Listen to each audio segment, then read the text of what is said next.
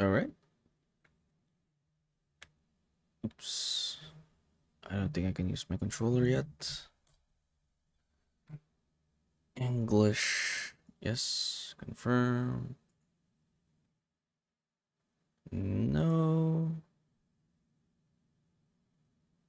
Please adjust the slider until the computer is barely visible. Barely?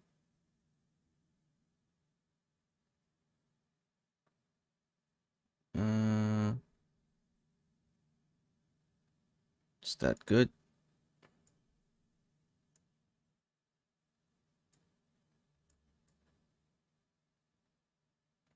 I have to see.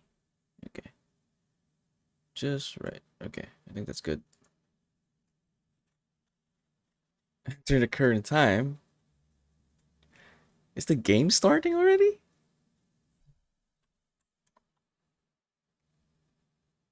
So is the game starting already? uh, okay, I can put that in. No, no, no, no.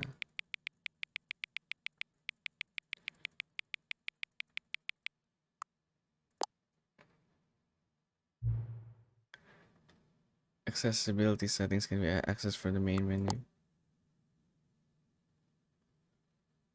Did I put AM or PM? Wait, can I change the...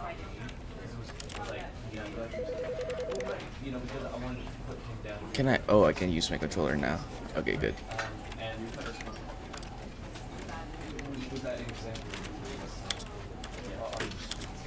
Field of view.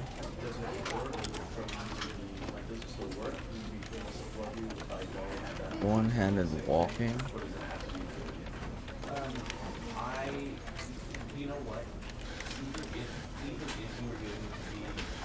Can we reset?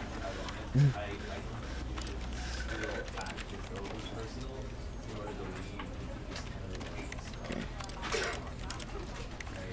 Show subtitles, yes.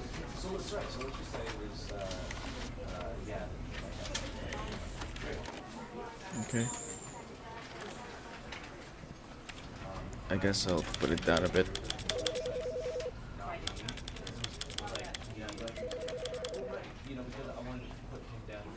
This is the story.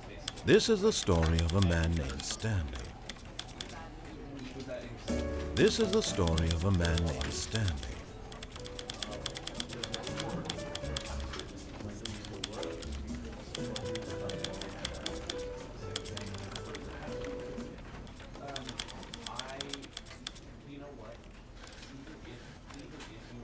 Yeah, okay.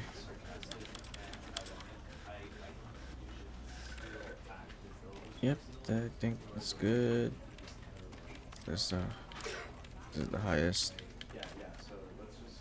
I don't think this is a demanding game, is it? I don't think it is. Alright, it's good. Begin the game. And it's never the end. The end is never the end, is loading. This is the story of a man named Stanley. Okay. Stanley worked for a company in a big building where he was employee number 427. Employee number 427's job was simple. He sat at his desk in room 427 and he pushed buttons on a keyboard. Orders came to him through a monitor on his desk, telling him what buttons to push, how long to push them, and in what order. This is what employee 427 did every day of every month of every year. And although others might have considered it soul-rending, Stanley relished every moment that the orders came in, as though he had been made exactly for this job. And Stanley was happy. And then one day, something very peculiar happened. Something that would forever change Stanley. Something he would never quite forget. He had been at his desk for nearly an hour when he realized that not one single order had arrived on the monitor for him to follow. No one had showed up to give him instructions, call a meeting, or even say high. Never in all his years at the company had this happened, this complete isolation. Something was very clearly wrong. Shocked, frozen solid, Stanley found himself unable to move for the longest time. But as he came to his wits and regained his senses, he got up from his desk and stepped out of his office. Oh, okay. Oh, I don't like the fish eye thing. I think we can change the field of view, right? No, that doesn't fix it.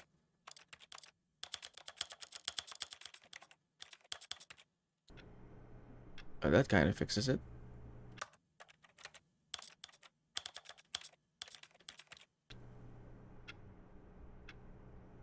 I think 60 is the way to go. Yeah, that's better. Okay.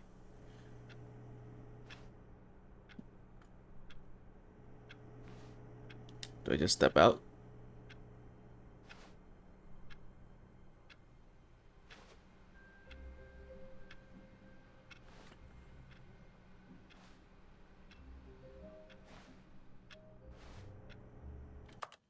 Can we... What if I increase it? 80. 90? Yeah, I really don't like the fisheye effect. Let's put it at 65. Yeah, that's more tolerable. Okay. Step out of his office. All of his co-workers were gone. What could it mean? Stanley decided to go to the meeting room. Perhaps he had simply missed a memo. Meeting room. No matter how hard Stanley looked, he couldn't find a trace of his co-workers.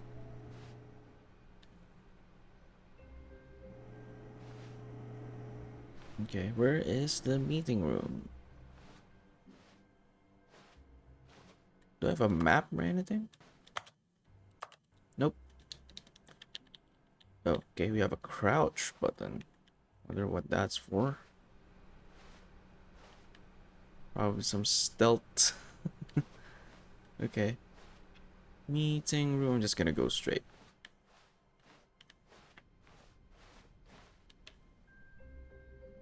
Okay. When Stanley came to a set of 2 open doors, he entered the door on his left. What if I went to the right? This was not the correct way to the meeting room, and Stanley knew it perfectly well. Perhaps he wanted to stop by the employee lounge first, just to admire it. Okay. I can't go back. I can't go back.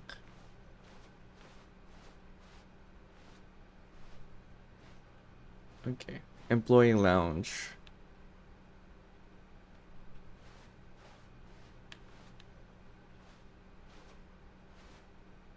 Ah, yes, truly a room worth admiring. It had really been worth the detour after all, just to spend a few moments here in this immaculate, beautifully constructed room. Stanley simply stood here, drinking it all in. It's quite a huge space for a lounge, but not much chairs though. Yes, really, really worth it being here in the room. A room so utterly captivating that even though all your co-workers have mysteriously vanished, here you sit looking at these chairs and some paintings. Really worth it. I'm hearing the sarcasm, narrator. Wait, I am At this point, Stanley's obsession with this room bordered on creepy and reflected poorly on his overall personality. It's possible that this is why everyone left. Yeah, possibly.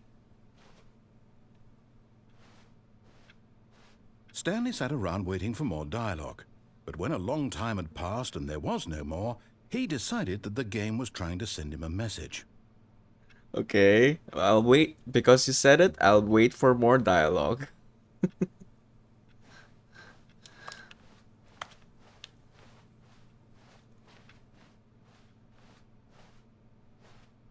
I'm gonna wait for more dialogue. Come on. Is the time moving? It is.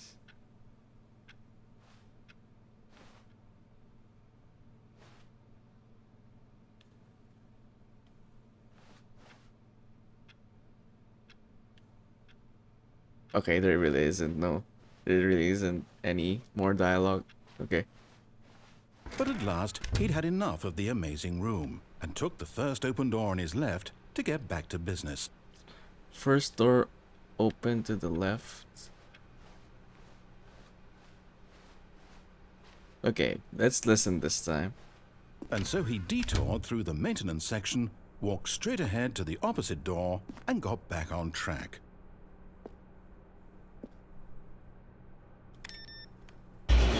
Oh god. No. I did not mean to do that. But Stanley didn't want to go back to the office. He wanted to wander about and get even further off track. So now in order to get back, he needed to go, from here it's, left. Okay, that's creepy. Oh, no, it's to the right, my mistake. No, not the right. Why would I have ever said it was to the right? What was I thinking? It's clearly... Oh dear, would you hold on for a minute, please? Now, let's see. We went down right, left, down, left, right. Yep, okay, yes.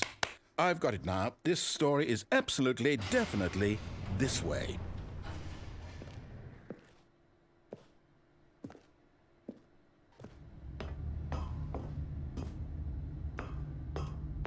Uh-huh. What the hell? No. This isn't right at all. You're not supposed to be here yet. This is all a spoiler. Quick, Stanley, close your eyes. Okay. We just have to get back to, oh, who am I kidding? It's all rubbish now. The whole story completely unusable. How about, rather than waste my time trying to salvage this nonsense, we'll just restart the game from the beginning. And this time, suppose we don't wander so far off track, Okay, from the top.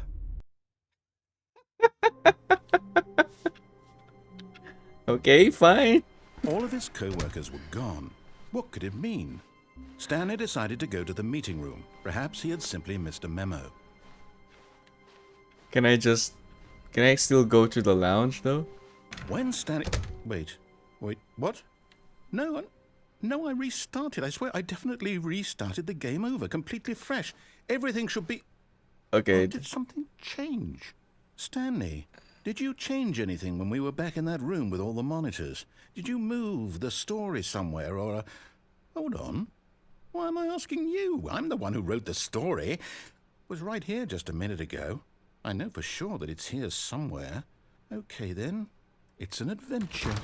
Come, Stanley. Let's find Oh my god. the story. Oh god. There's so many rooms. I'm gonna go with the one that he told me to go in. So, let's try this one.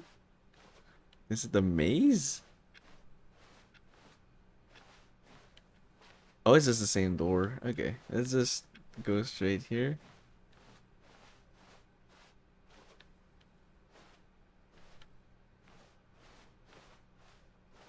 I'll say it.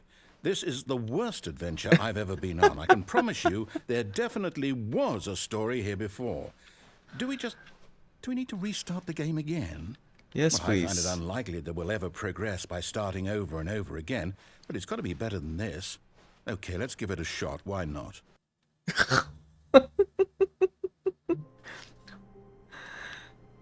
Did something change? Okay, 427. Better remember that number. All of his co-workers were gone. What could it mean? Stanley decided to go to the meeting room. Perhaps he had simply missed a memo. Uh-huh.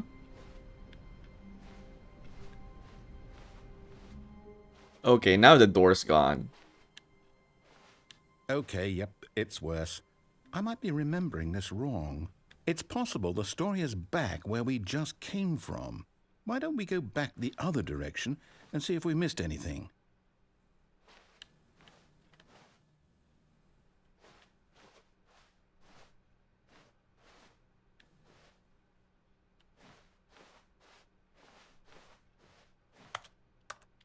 Nothing here.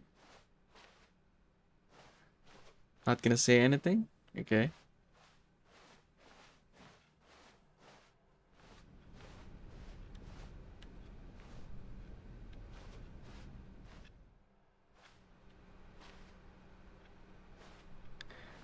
Did we miss anything? I don't think... Okay. My office is gone? Still here? Aha! I knew we'd My... miss something. The story. Here it comes. Yeah, my office disappeared?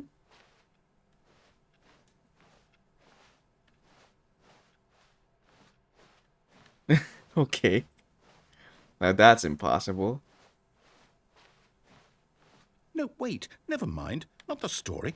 Okay, let's head back the other way and retrace our steps.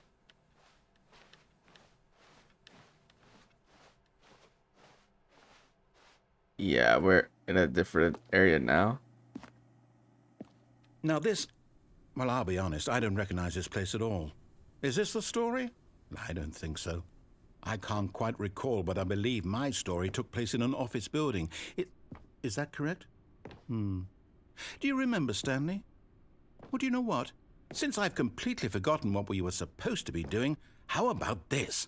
You win! Congratulations!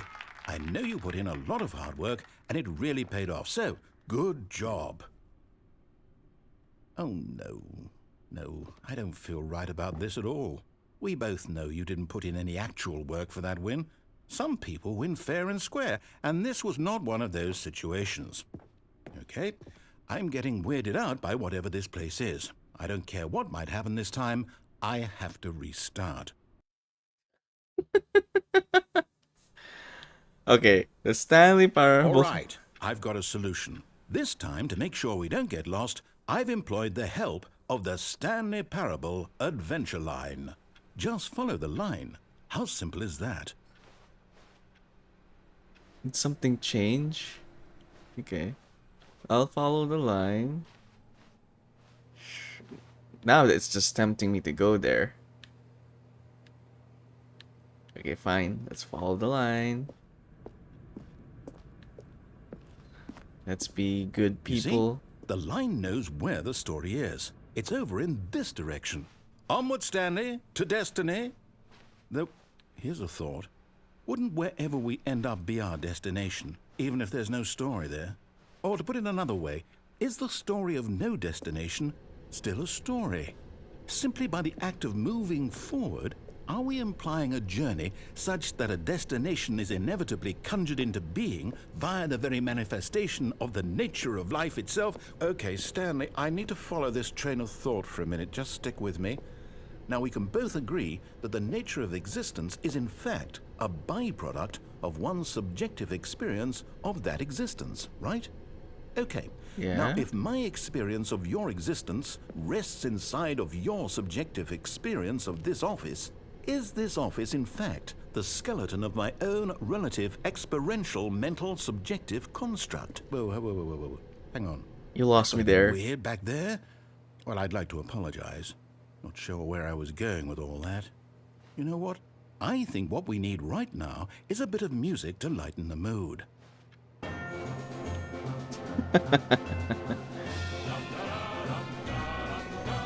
I'm following the line even though it's nonsense.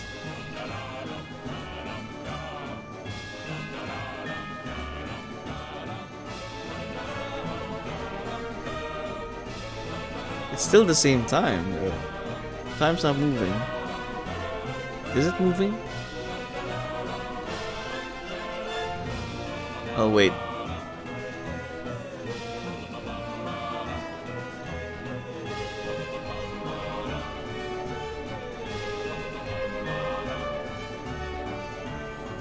Is it gonna move? Is the minute hand gonna move?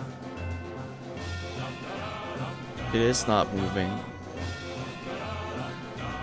We're stuck in a time loop. Time is frozen.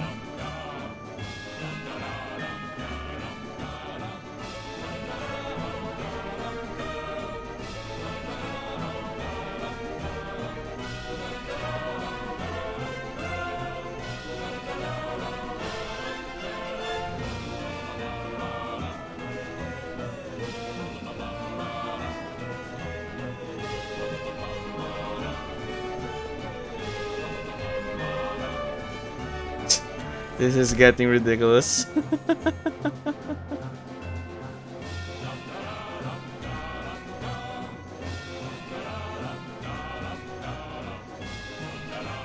Uh-huh.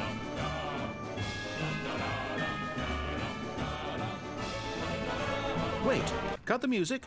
Go back and look at that fern. Fern? This one? Stanley, this fern will be very important later in the story. Make sure you study it closely and remember it carefully.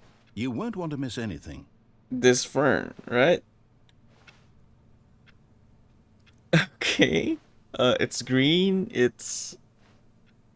What else is there? Black detail on a white surrounding structure. Should I remember how many ferns there are? It's probably too much to remember. Okay. Hopefully I do remember. Is the door closed behind me? No, it doesn't. Okay. Wait, what? We're back at the office? No. Line, you do know we're looking for the Stanley Parable, right? The story? Is any of this ringing a bell? Why are you asking the line? Wait, am I still following the right line? Oh yeah, okay, this is where we came from. So this is where we go now? Alright. Oh, we're back here. Oh no. Oh, no, not again, Line. How could you have done this to us? And after we trusted you, after everything we've been through, you... Oh, I can't take this anymore. To hell with it. Restart. Okay. Okay, let's follow the line. Did anything change? Nope. You know what, Stanley? I say forget the adventure line. What's it ever done for us? We're intelligent people, right? Why can't we make up our own story? Something exciting, daring, mysterious. Ooh, this all sounds perfectly doable. Why don't we simply start wandering in, well, I don't know. How about this direction? Okay, we haven't been there, but this is starting to get creepy. Now, yes, this is exciting. Just me and Stanley forging a new path, a new story. Well, it could be anything. What do you want our story to be? Go wild. Use your imagination. Whatever it might be, Stanley, I'm ready for it. I'm just going in circles now. If I go back. Okay, it doesn't. But if you go to the right, or clockwise, it does circle around now.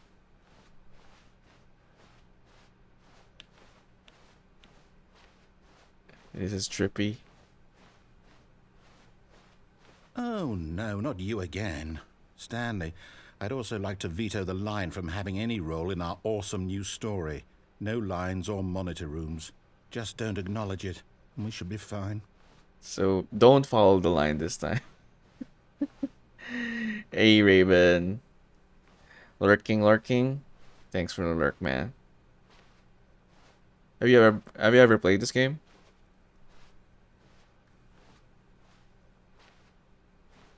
It's still just going one straight line. Okay, the line disappeared.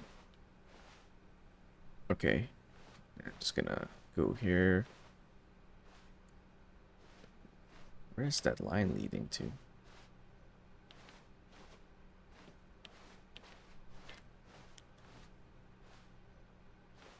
Uh-huh. Ah, a choice. We get to make a decision. From here, the story is in our control. How important we mustn't squander the opportunity. In fact, I believe I need a minute to think here. Just walk in circles for a minute. Okay, so I know that each door has to lead somewhere, which means that somewhere at the place where we're trying to go, there must be a reverse door that leads here. And that in turn means that our destination corresponds with the counter-inverted reverse door's origin. So starting from the right, let us ask, will taking the right door lead us to where we're going? And since the answer is clearly yes, then by all accounts, the door on the right is the correct one. Another victory for logic. Come, Stanley, our destiny awaits. You asked me to go on in circles. So which one is right? Okay. Confusion ending. Oh, is this... Oh, hold up, what's this? The confusion ending. You're telling me that's what this is? It's all one giant ending? And we're supposed to restart the game, what, eight times? And then I die? That's really how all this goes? It's all determined? So now, according to the schedule, I restart again. Then what? Am I just supposed to forget? Well, what if I don't want to forget? My mind goes blank simply because it's written here on this thing. Wall. Well, who consulted me? Why don't I get to decide? Why don't I get a say in all of this? Is it really... No, it can't be. I don't want it to be. I don't want the game to keep restarting. I don't want to forget what's going on. I don't want to be trapped like this. I won't restart the game. I won't do it. I won't do it. I won't do it. And the timer stopped? Does that mean, did we do it? Did we break the cycle? The, whatever it is that made this schedule? How would we even know?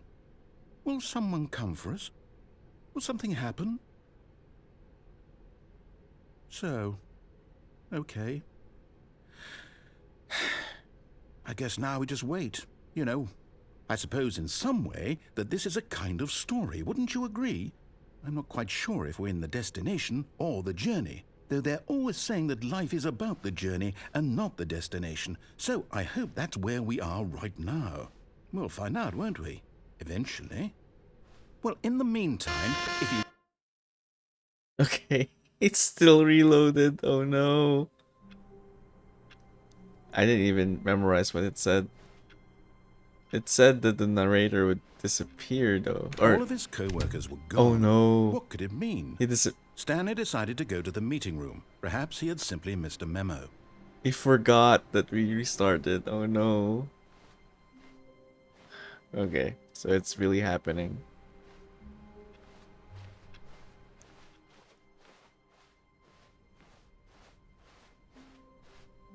When Stanley came to a set of 2 open doors, he entered the door on his left. Okay, we're back on track, I think. Probably not, based on what's happening.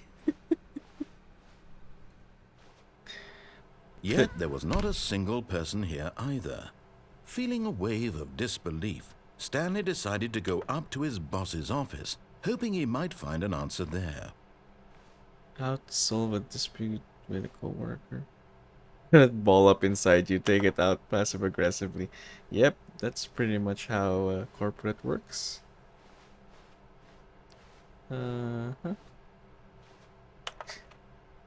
Everyone is unique. You, most of all. Broom closet.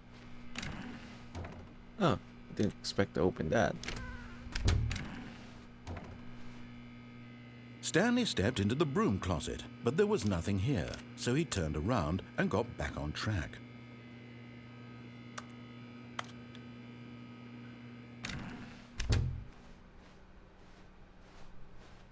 Coming to a staircase, Stanley walked upstairs to his boss's office. Okay, that's locked. Is this the boss's office? Why is it so different? Executive bathroom. To be rich, is it a crime? To commit crimes, isn't it rich? What a life it would be to have to pick just one. Extreme bathrooms. Okay.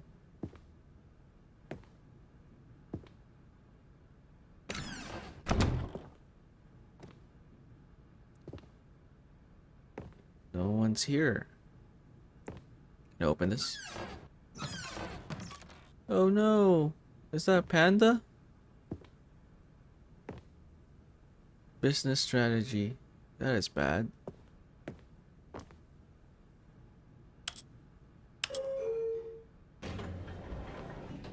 Nope. Let's look for the boss first. Stepping into his manager's office, Stanley was once again stunned to discover not an indication of any human life. Shocked, unraveled, Stanley wondered in disbelief who orchestrated this. What dark secret was being held from him? What he could not have known was that the keypad behind the boss's desk guarded the terrible truth that his boss had been keeping from him. And so the boss had assigned it an extra secret PIN number, 2845. But of course, Stanley couldn't possibly have known this. 2845. This one? It said behind the desk. I mean, I guess that counts as behind the desk. Stanley just sat around twiddling his thumbs. Trying to input anything on the device was useless, since he could never possibly know that the combination was 2845. Okay, 2 8. No, I had to type it in. 2845. 2845. Yet incredibly, by simply pushing random buttons on the keypad, Stanley happened to input the correct code by sheer luck. Amazing. He stepped into the newly opened passageway. Oh, here? Okay.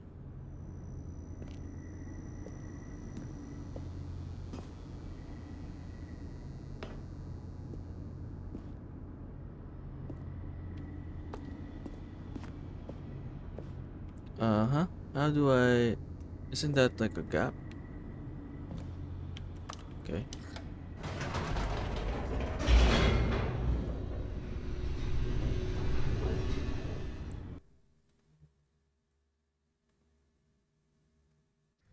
Descending deeper into the building, Stanley realized he felt a bit peculiar. It was a stirring of emotion in his chest, as though he felt more free to think for himself, to question the nature of his job. Why did he feel this now, when for years it had never occurred to him? This question would not go unanswered for long. I can go back up again? Oh, I can go back up again. Whoops, nope, never mind. Stanley actually got back into the elevator and went back up. Silly me. Why did Stanley do that when he knew that it would just lead back to his boss's office? Well, that's a great question. I just can't wait to find out. Does that mean I can't go back down now? Oh, I can't go back down now. Okay.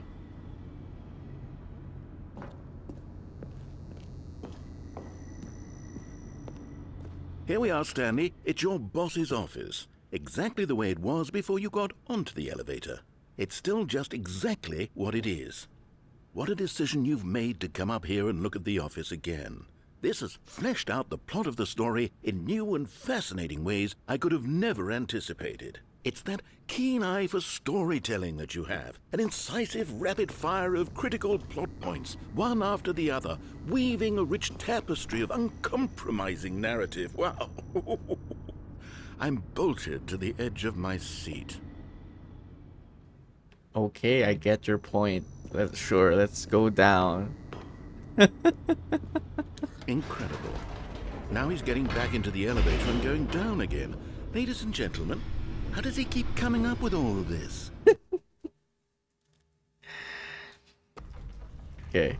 Can I go back up again? Oh no. I'm not. If we go back up again, something else might happen. It's fine.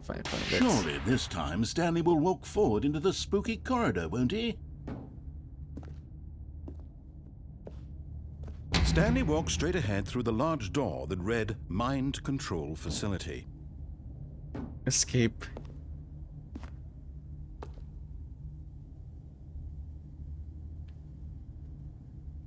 Uh-huh.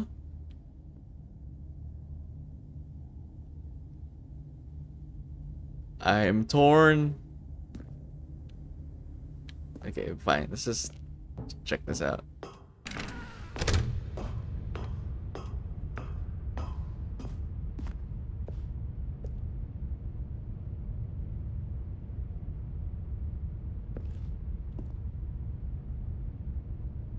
Wait, hold on. Hold on a minute. Hold on a minute. I gotta fix something.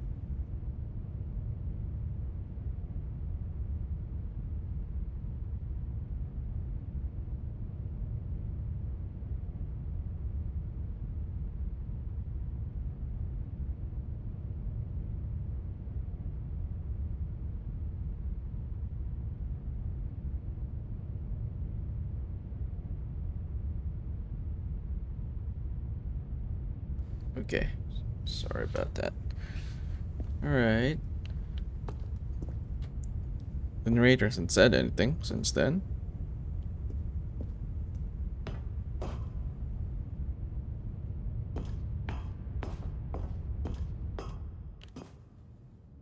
I can't go back now, so I guess just push this button. The lights rose on an enormous room packed with television screens. What horrible secret did this place hold? Stanley thought to himself. Did he have the strength to find out? Do I control the minds of the employees?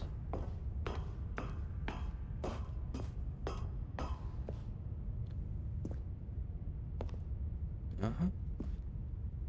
Camera. Now the monitors jumped to life, their true nature revealed. Each bore the number of an employee in the building, Stanley's co-workers. The lives of so many individuals reduced to images on a screen, and Stanley, one of them, eternally monitored in this place where freedom meant nothing. Where's 427? Oh, right there. 427. They all look similar. Wait, let me... that one, okay. Let me wait for the screen to come back. Oh, okay. Oh yeah, that looks like the employee or Stanley's cubicle.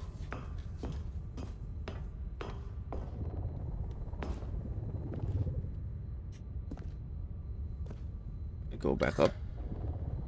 This mind control facility, it was too horrible to believe. It couldn't be true.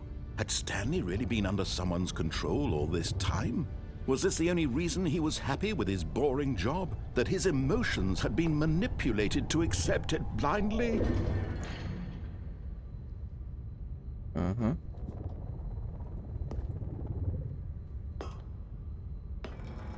No. He refused to believe it. He couldn't accept it. His own life in someone else's control? Never! It was unthinkable. Wasn't it? Was it even possible? Had he truly spent his entire life utterly blind to the world?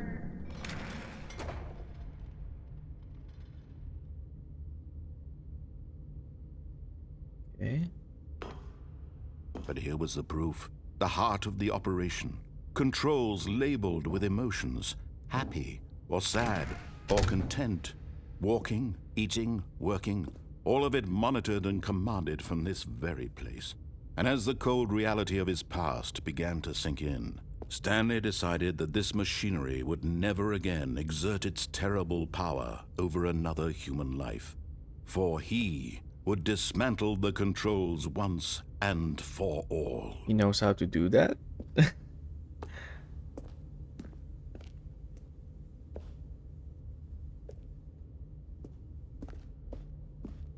How do you dismantle it? In here?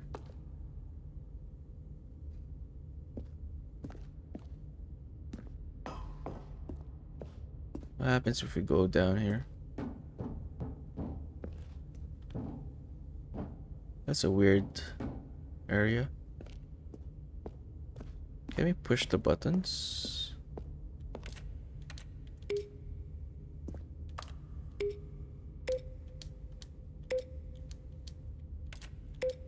Nope. this one. You can, but it doesn't do anything. Mind controls idle, awaiting input. System power. And when at last he found the source of the room's power, he knew it was his duty, his obligation, to put an end to this horrible place and to everything it stood for. I'm gonna be a bitch.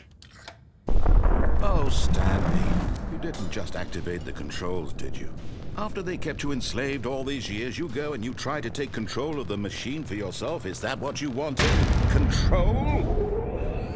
Oh, Stanley, I applaud your effort, I really do. But you need to understand, there's only so much that machine can do.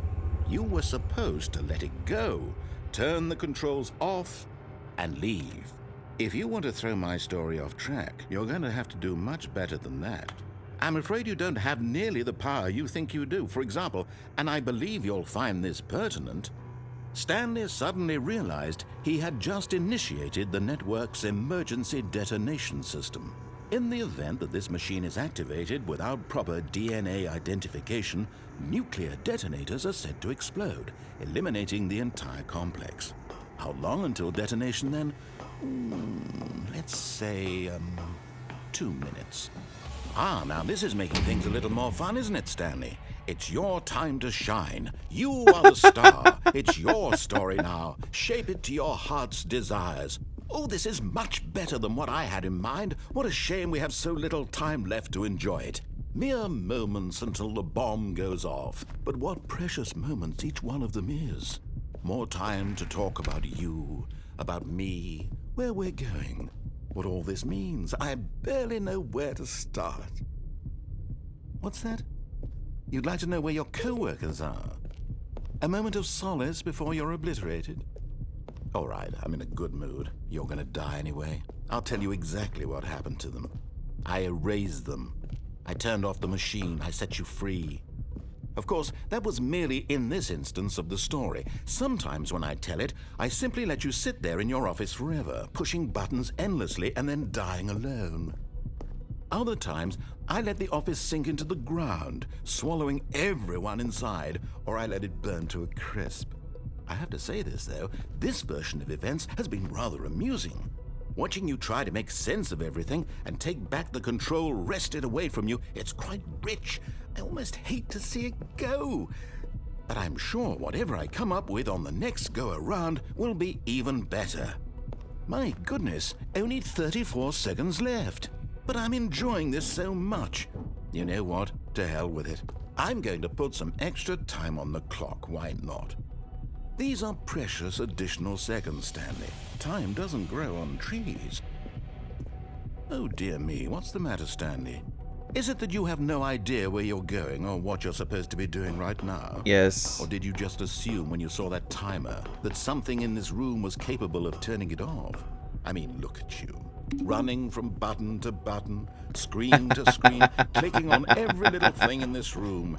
These numbered buttons, no, these colored ones. Or maybe this big red button, or this door. Everything, anything, something here will save me. Why would you think that, Stanley? That this video game can be beaten? Won? Solved? Do you have any idea what your purpose in this place is? Stanley, you're in for quite a disappointment. But here's a spoiler for you.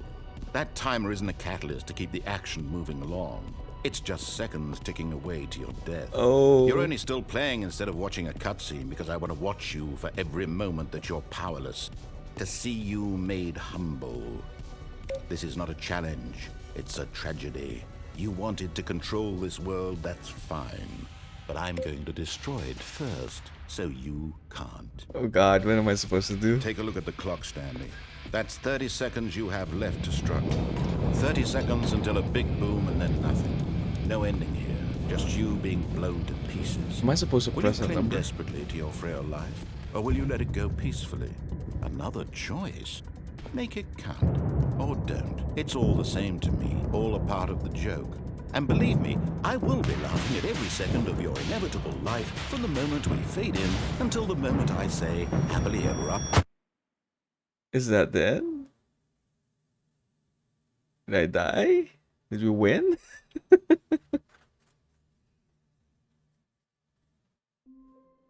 Oh god. We're back here. Did we just redo everything? All of his co-workers were gone. Oh. What could it mean? Stanley decided to go to the meeting room. Perhaps he had simply missed a memo. Okay. So don't use the mind control thing.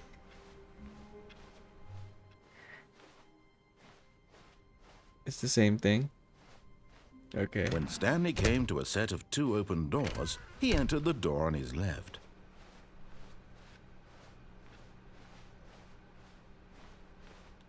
Yet there was not a single person here either.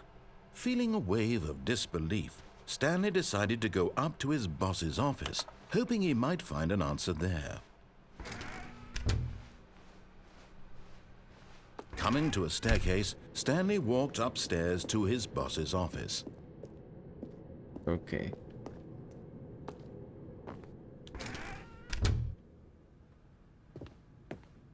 You just input the 2845 immediately. Stepping into his manager's office, Stanley was once again stunned to discover not an indication of any Stanley was in such a rush to get through the story as quickly as possible, he didn't even have a single minute to just let the narrator talk. That kind of anxiety isn't healthy, so he relaxed for a few moments with some calming New Age music.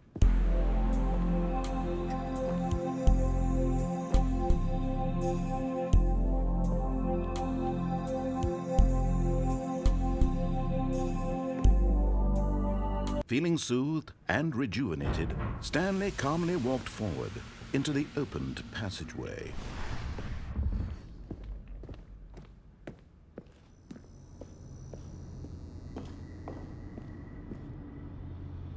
Do I escape this time? Probably not. We'll try to not mind control everyone. Or we can still try to control everyone.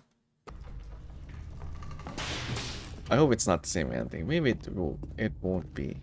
Stanley walked straight ahead through the large door that read Mind Control Facility.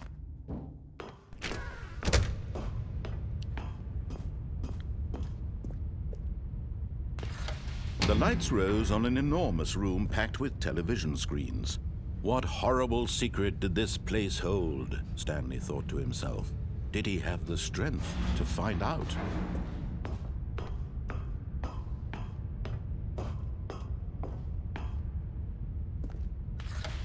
Now the monitors jumped to life, their true nature revealed. Each bore the number of an employee in the building, Stanley's co-workers. The lives of so many individuals reduced to images on a screen, and Stanley, one of them, eternally monitored in this place where freedom meant nothing.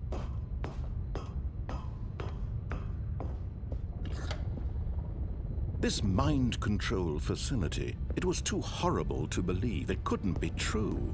Had Stanley really been under someone's control all this time? Was this the only reason he was happy with his boring job? That his emotions had been manipulated to accept it blindly?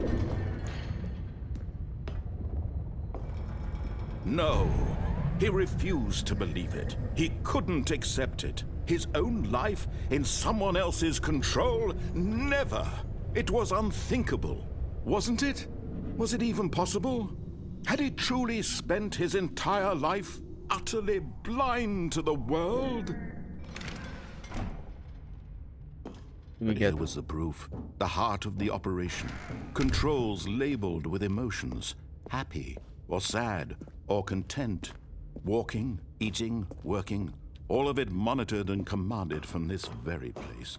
And as the cold reality of his past began to sink in, Stanley decided that this machinery would never again exert its terrible power over another human life. For he would dismantle the controls once and for all. I hope it's not the same thing. Oh, Stanley, you didn't just activate the controls, did you? After they kept you enslaved all these years, you go and you try to take control of the machine for yourself. Is that what you wanted? Control? Oh, Stanley, I applaud your effort, I really do. But you need to understand, there's only so much that machine can do. You were supposed to let it go, turn the controls off, and leave. If you want to throw my story off track, you're going to have to do much better than that.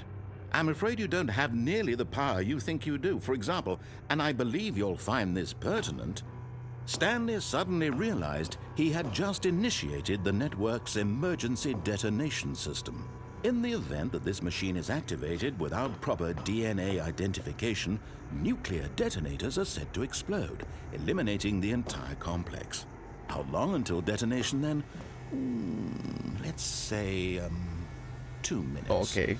Now this is making things a little more fun, isn't it, Stanley? It's the same thing. It's your Okay. time to shine. You are the star. It's your story now. Shape it to your heart's desires.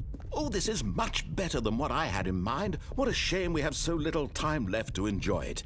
Mere moments until the bomb goes off. But what precious moments 5. each one of them is. Where's the More 5? time to talk about you, 1, about 2. me, where we're going, what all this means. I barely know where to start. Oh, there we go. 5. What's that? You'd like to know where your co-workers are? A moment of solace before you're obliterated? All right, I'm in a good mood. You're gonna die anyway. I'll tell you exactly what happened to them. I erased them. I pressed 5. I turned off the machine. I set you free. Of course, that was merely in this instance of the story. Sometimes when I tell it, I simply let you sit there in your office forever, pushing buttons endlessly and then dying alone. Other times, I let the office sink into the ground, swallowing everyone inside, or I let it burn to a crisp. I have to say this, though, this version of events has been rather amusing. Watching you try to make sense of everything and take back the control wrested away from you, it's quite rich. I almost hate to see it go. But I'm sure whatever I come up with on the next go-around will be even better. My goodness, only 34 seconds left. But I'm enjoying this so much. You know what? To hell with it.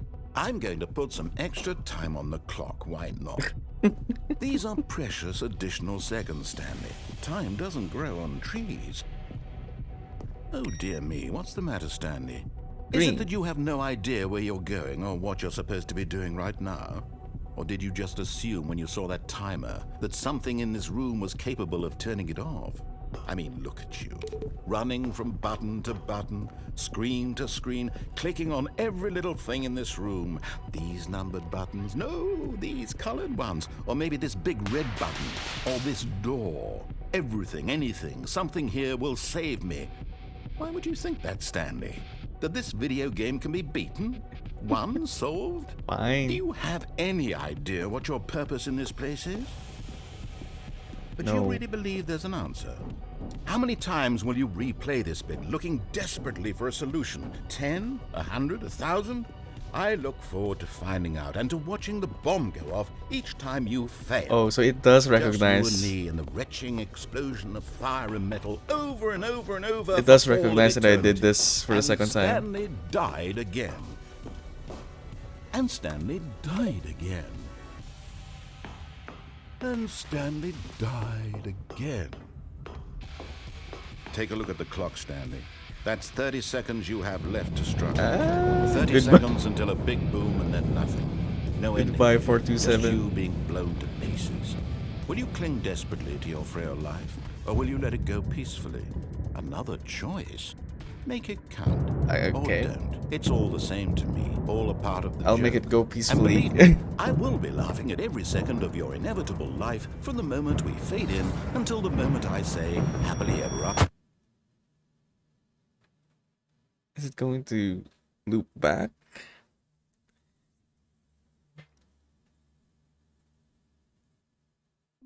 Okay. Okay, no more mind control. There's All just, of his co-workers were gone. What could it mean? I'm just gonna Stanley say no. decided to go to the meeting room. Perhaps he had simply missed a memo. Or escape. He can escape. When Stanley came to a set of 2 open doors, he entered the door on his left.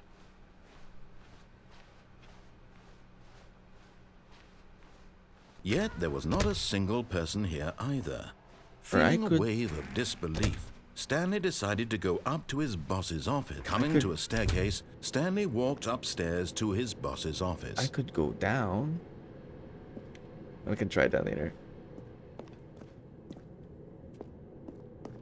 If there is a later. Okay, I think we all know the drill by now. Blah, blah, blah. Dark secrets, the keypad. Stanley pushes some buttons. Oh, hey, look, it's a new passageway. Quelle surprise. Okay, I thought I had to do that again. So he does know that I did this for the third time.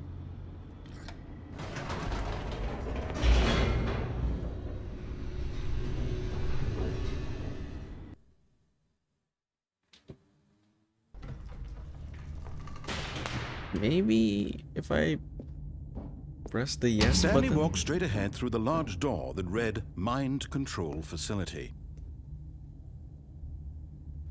Okay, we can do it for the... Unless the no button doesn't do anything, then we just escape the next time around. If there is a next time around. The lights rose on an enormous room packed with television screens. What horrible secret did this place hold? Stanley thought to himself. Did he have the strength to find out?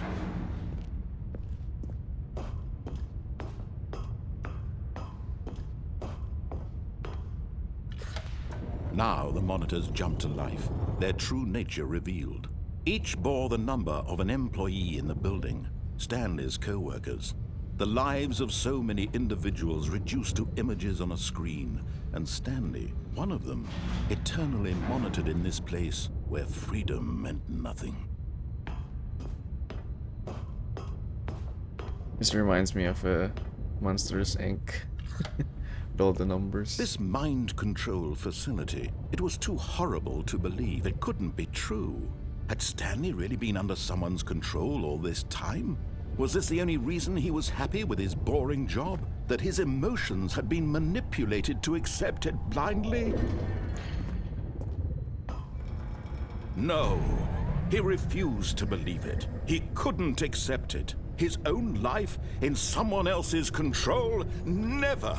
It was unthinkable, wasn't it? Was it even possible? Had he truly spent his entire life utterly blind to the world? Here's the door. There we go. But here was the proof. The heart of the operation. Controls labeled with emotions. Happy, or sad, or content. Walking, eating, working. All of it monitored and commanded from this very place. And as the cold reality of his past began to sink in, Stanley decided that this machinery would never again exert its terrible power over another human life. For he would dismantle the controls once and for all. Okay, fine. I will turn it off this time. Oh no. What happened?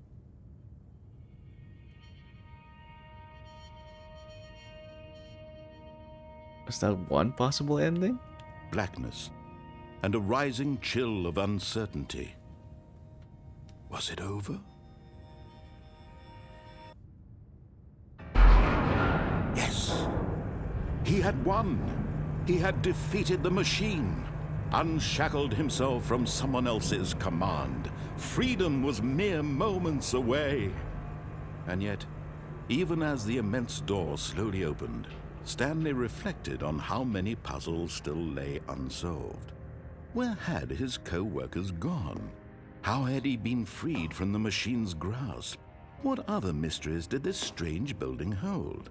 But as sunlight streamed into the chamber, he realized none of this mattered to him, for it was not knowledge or even power that he had been seeking, but happiness. Perhaps his goal had not been to understand, but to let go. No longer would anyone tell him where to go, what to do, or how to feel. Whatever life he lives, it will be his. And that was all he needed to know. It was perhaps the only thing worth knowing. Stanley stepped through the open door. Is this a door? Stanley felt the cool breeze upon his skin, the feeling of liberation. the immense possibility of the new path before him. This was exactly the way, right now, that things were meant to happen. And Stanley was happy. This sounds too good to be true. There must be a plot twist here. Or that's the end. One possible ending.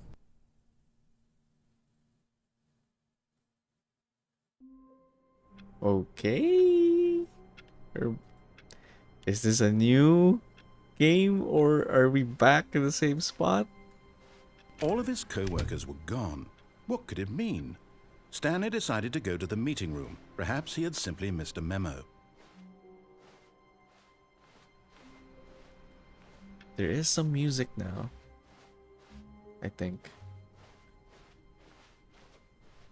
When Stanley came to a set of 2 open doors, he entered the door on his left. I already tried the right one. We might just do that again. Or the same thing might happen again. Yet there was not a single person here either. I can escape. Feeling a wave of disbelief, Stanley decided to go up to his boss's office. Coming to a staircase, Stanley walked upstairs to his boss's office.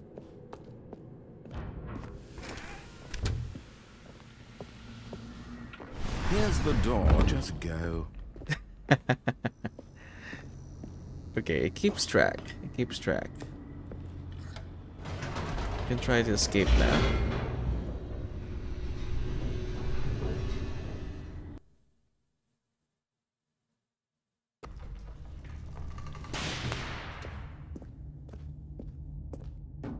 Stanley walked straight ahead through the large door that read Mind Control Facility. Although this passageway had the word escape written on it, the truth was that at the end of this hall, Stanley would meet his violent death. Are you kidding me? The door behind him was not shut. Stanley still had every opportunity to turn around and get back on track. At this point, Stanley was making a conscious, concerted effort to walk forward and willingly confront his death. Sure. Will I really fall die? Oh, okay, it really is.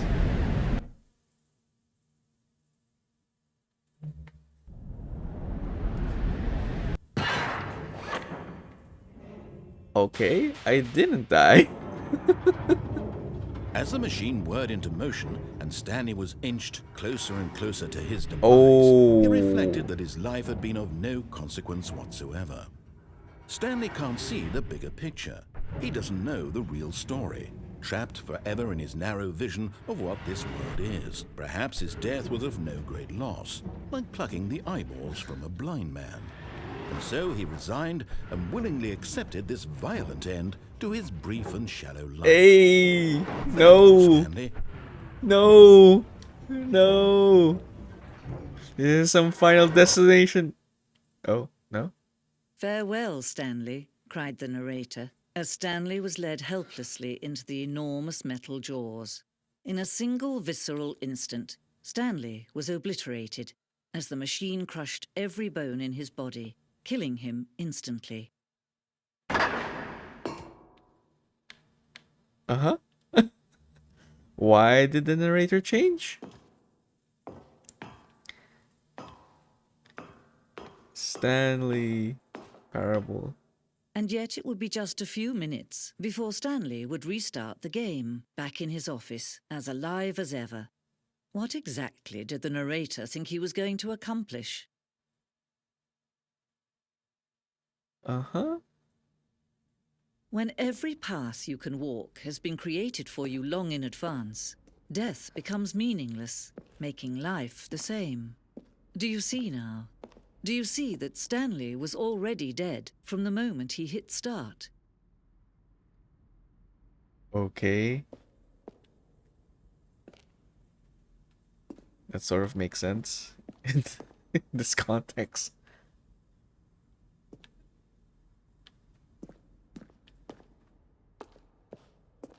What are this supposed to be? Can I still go back? Okay, the door disappeared.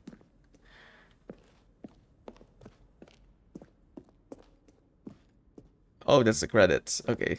It's so does the game end now?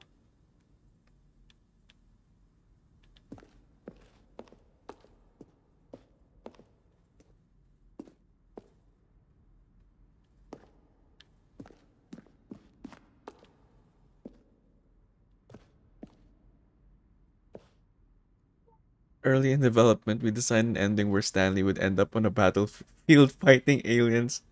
The action game would become sentient and would wage war against the narrator. We realized shortly after starting to build it that it was far too jokey and on the nose for the tone of the game. But some people interpreted it as making fun of people who like shooters, which was not our intention. Ah, that would have been interesting.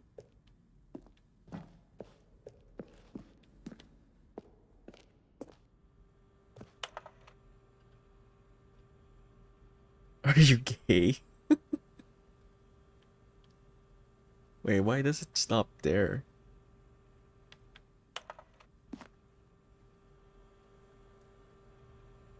Okay.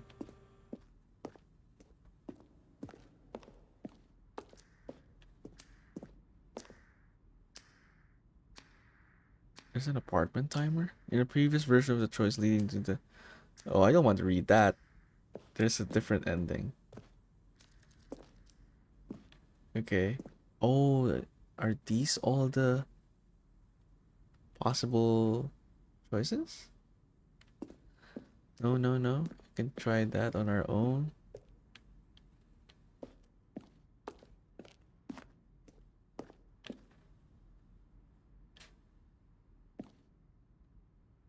We ran 4 major teaser trailers over the course of the game's development, each meant to convey something about the spirit of the game. This is the first one, released in May 2012.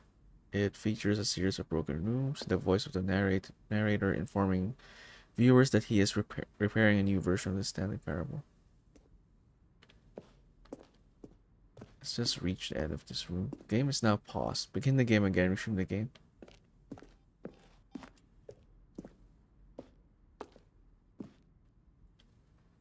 Where did we go, though?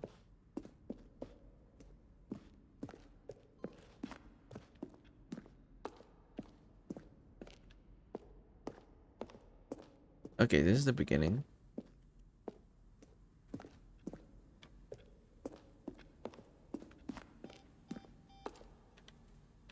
Freedom ending.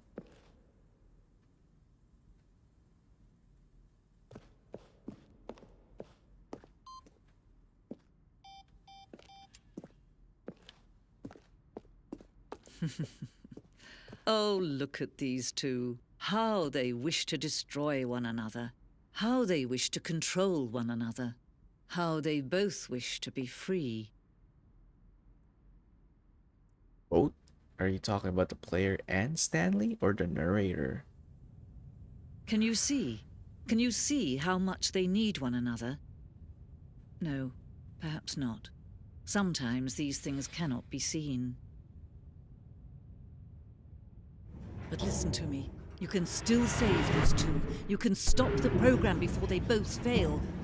Push escape and press quit. There's no other way to beat this game.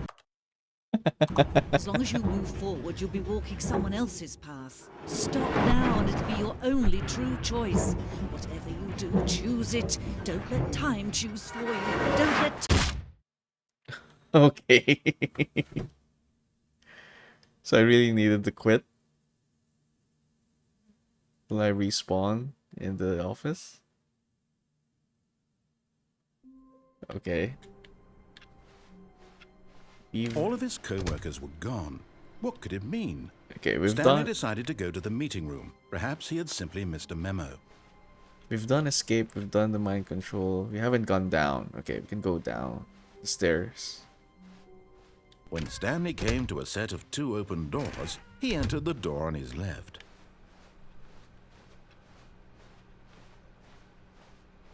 Yet there was not a single person here either. Feeling a wave of disbelief, Stanley decided to go up to his boss's office. Coming to a staircase, Stanley walked upstairs to his boss's office.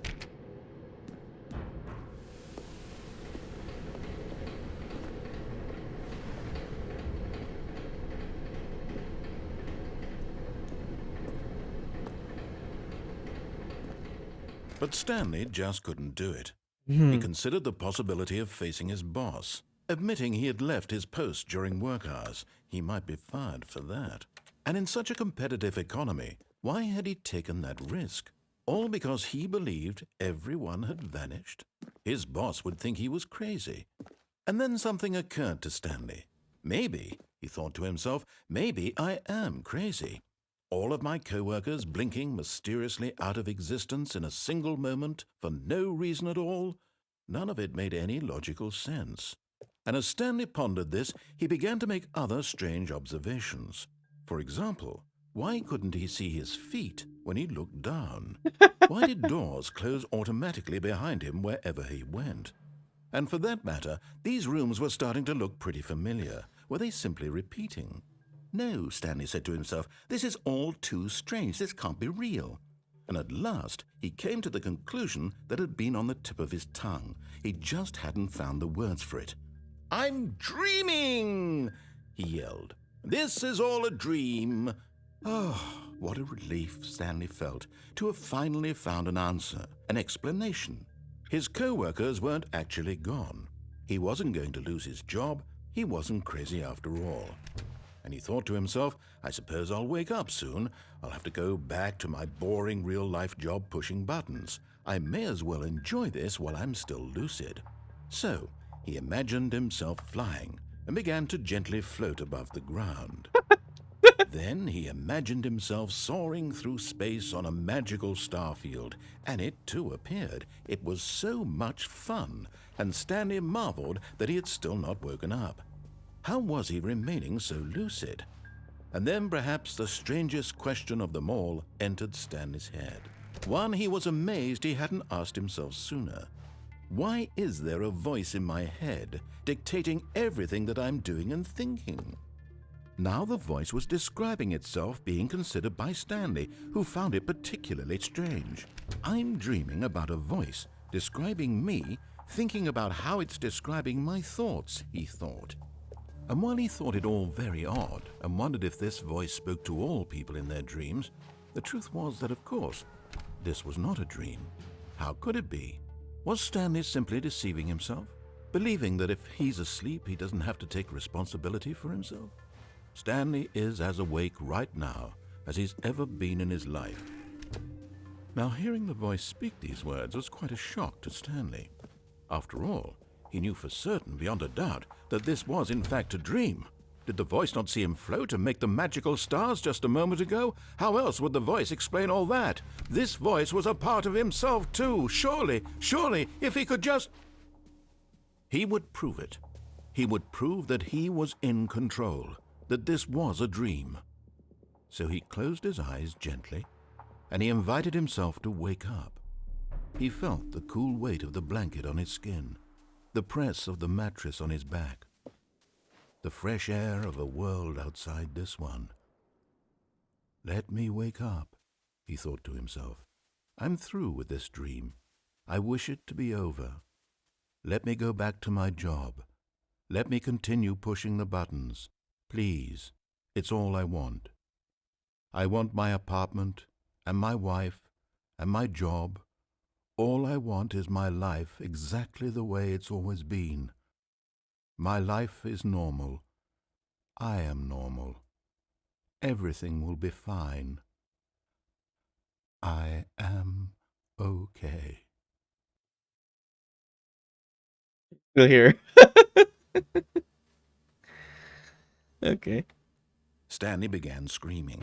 Please, someone wake me up. My name is Stanley. I have a boss. I have an office. I am real. Please, just someone tell me I am real. I must be real. I must be. Can anyone hear my voice? Who am I? Who am I? And everything went black. I am back at the office. This is the story of a woman named Mariella. What? Mariella woke up on a day like any other. She arose, got dressed, gathered her belongings, and walked to her place of work.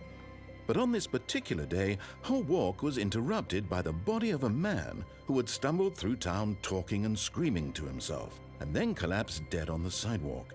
And although she would soon turn to go call for an ambulance, For just a few brief moments, she considered the strange man. He was obviously crazy. This much she knew. Everyone knows what crazy people look like. And in that moment, she thought to herself how lucky she was to be normal. I am sane. I am in control of my mind. I know what is real and what isn't. It was comforting to think this, and in a certain way, seeing this man made her feel better. But then she remembered the meeting she had scheduled for that day, the very important people whose impressions of her would affect her career, and by extension, the rest of her life. She had no time for this, so it was only a moment that she stood there, staring down at the body. And then she turned and ran. Okay. So did Stanley die in that ending? Okay. Uh-huh. All of his co-workers were gone. What could it mean? Stanley decided to go to the meeting room. Perhaps he had simply missed a memo. Okay, what else could I do differently? Oh, wow, new content. Wow, okay. Oh, new content? What does that mean, new content? That's very straight to the point.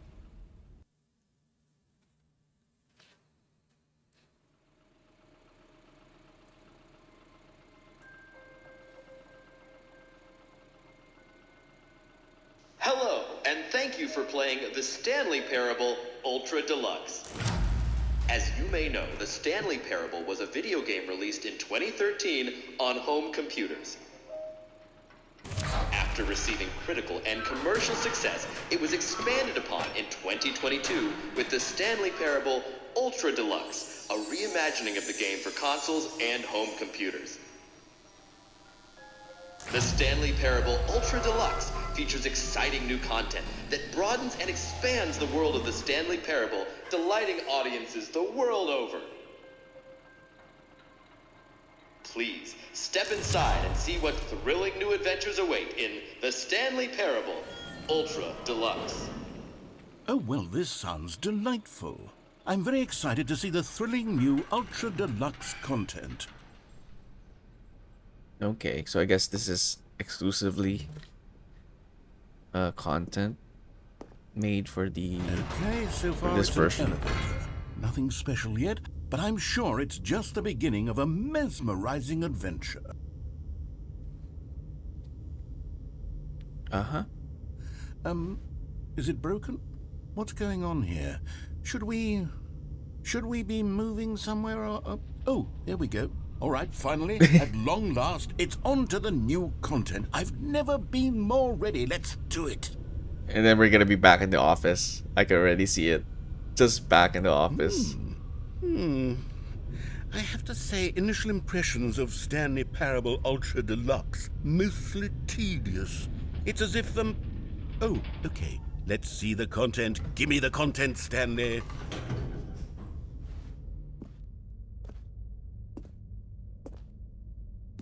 The jump circle? All right, let's see. It's the jump circle. Press A to jump. Okay, there's a jump now.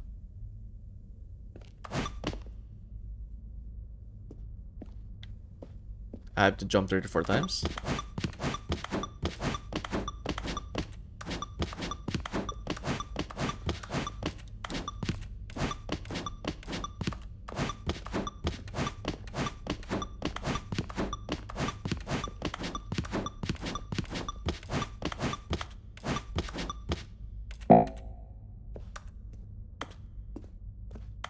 Okay. Is that it? Surely that's not all the new content. There has to be something else, right? Goodness, another elevator. What a- Stanley, I have to say, initial impressions of this game are not positive. It's just elevators and jumping. Is this what passes for exciting new content? If this is new content, then I could just read you the whole dictionary. There's 20 hours of new content right there. Hell, I could count to 30 trillion. You could put that on the box. The Stanley Parable Ultra Deluxe, now with over 1,000 hours of new content. And oh wait, there's more. Very good. Yes. I knew there had to be something else. Let's see it. I'm ready for whatever it is.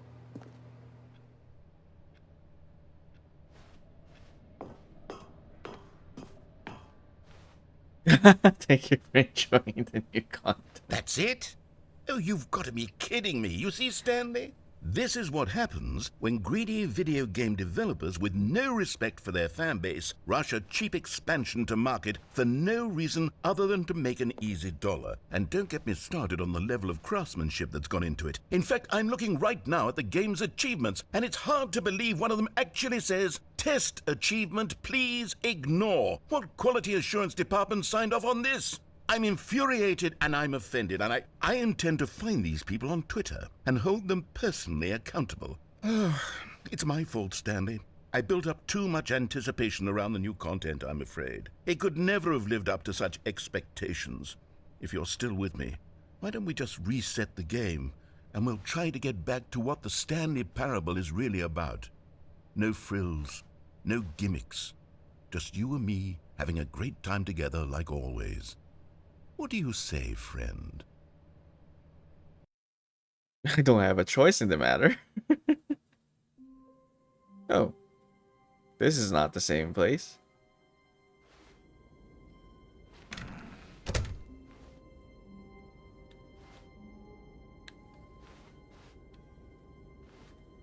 The narrator isn't saying anything. Psst. Stanley, come over here. In the vent. I want to show you something. Okay.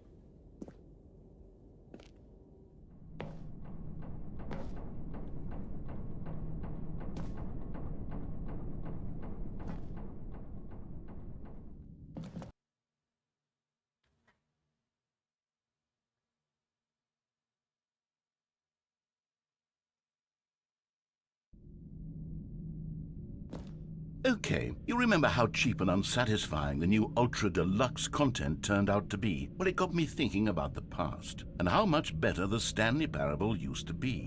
So I made something special and tucked it away here where the game's developers won't find it. Just our little secret. Take a look.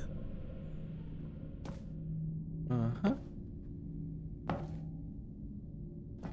I'm not even sure if this is still part of the normal mode or the deluxe edition. This looks very fantasy. Uh-huh. I call it the memory zone. It's where I've been storing all my favorite memories so I can relive the peak experiences of my life whenever I want. Experiences like the launch of the Stanley Parable on PC. So this is the original experience? So confused now.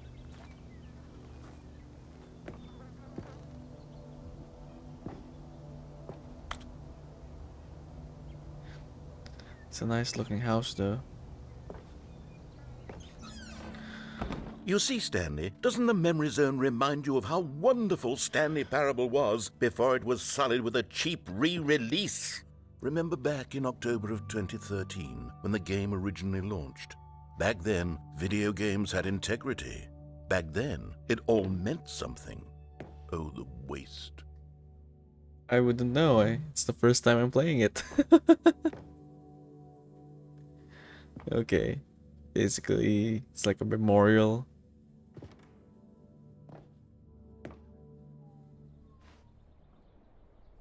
Smile because it happened.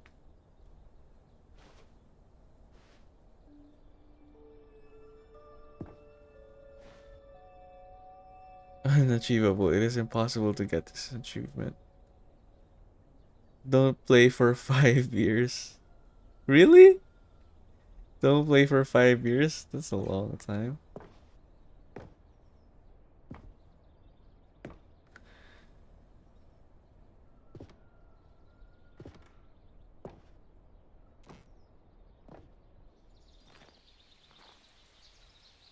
Oh, there's a picture here. Bill Stanley. Oh, it's based on a what animal is that? Is that a is that a mouse or a hamster? Gerbil? Some type of gerbil? Rodent?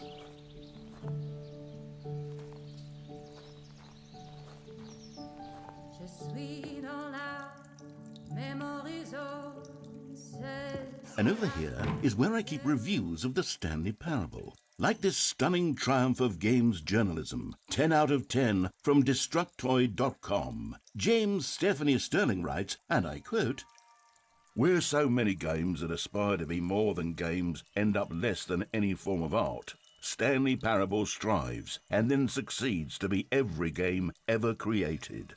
Did you hear that, Stanley? Every game ever created. That's how grand and all-encompassing the original Stanley Parable was. It was literally every game ever created. It was Skyrim. It was Persona 3. It was all of them. And now, it's nothing. It's no games at all. It isn't even the Stanley Parable anymore. It's just a husk now. A lifeless husk with an hour of new elevator content.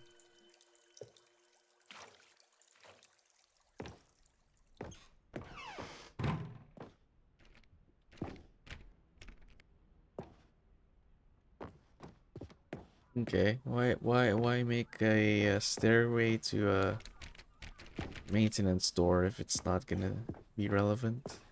It's gotta be something there.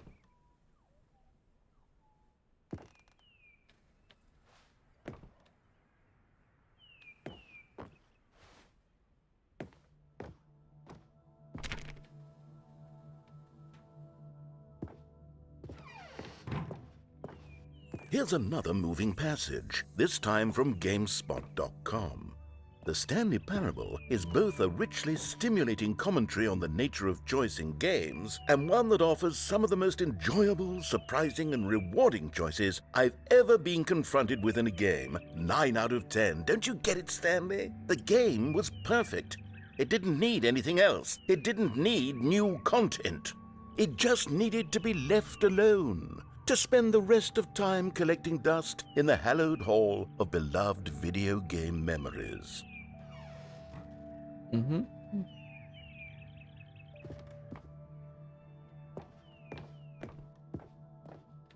What is this? These were simpler times, Stanley. But I wouldn't give to go back to have it all over again.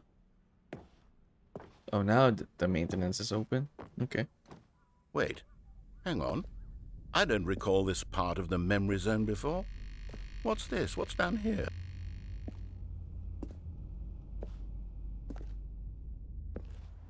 Steam reviews. Oh no. Oh, God, no. Stanley, it's a collection of reviews from Steam, the online video game distributor. I haven't looked at these in years. I can't even imagine what's been collecting down here. Surely these reviews were glowing as well, weren't they? Okay. These are gonna be negative ones for sure. Honestly, I could not be bothered to play this game to full completion. The narrator is obnoxious and unfunny, with his humor and dialogue proving to be more irritating than entertaining. Unfunny! I'm not trying to be funny. I'm trying to make a serious work of art. I suppose I could write up a handful of gags to insert into the Stanley Parable, but the game is already such a densely layered web of profound philosophical insights that I can't even imagine where I'd have the room to stick them. Okay, where am I supposed to go? Over there. More negative reviews. Let's go. Can we read that? No, it's not. It's blurred out. Wild Okay, idea. let's see what this one says. While the idea for the game is good, for someone who prefers non-linear games, this preachiness gets annoying fast. Preachy? Stanley? I'm not preachy, am I? You can tell me if I'm preachy. Honestly, you can. Oh, goodness. This is actually quite shocking for me.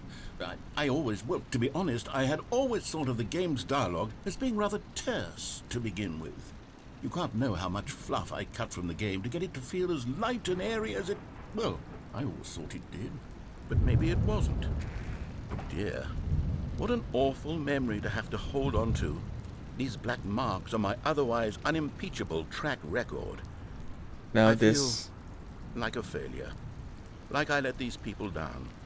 Perhaps the Stanley Parable isn't quite as sterling as I always remembered. This guy, though, or whoever this is, this noodle shaft, is now immortalizing this game forever. Okay.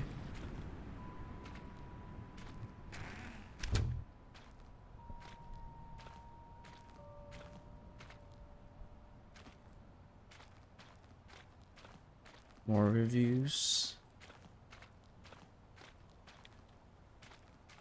Okay, another review. What's this one got to say? You constantly have to stop doing anything so the narrator can catch up with his long-winded explanations of what's happening. I wish there was a skip button. A skip button?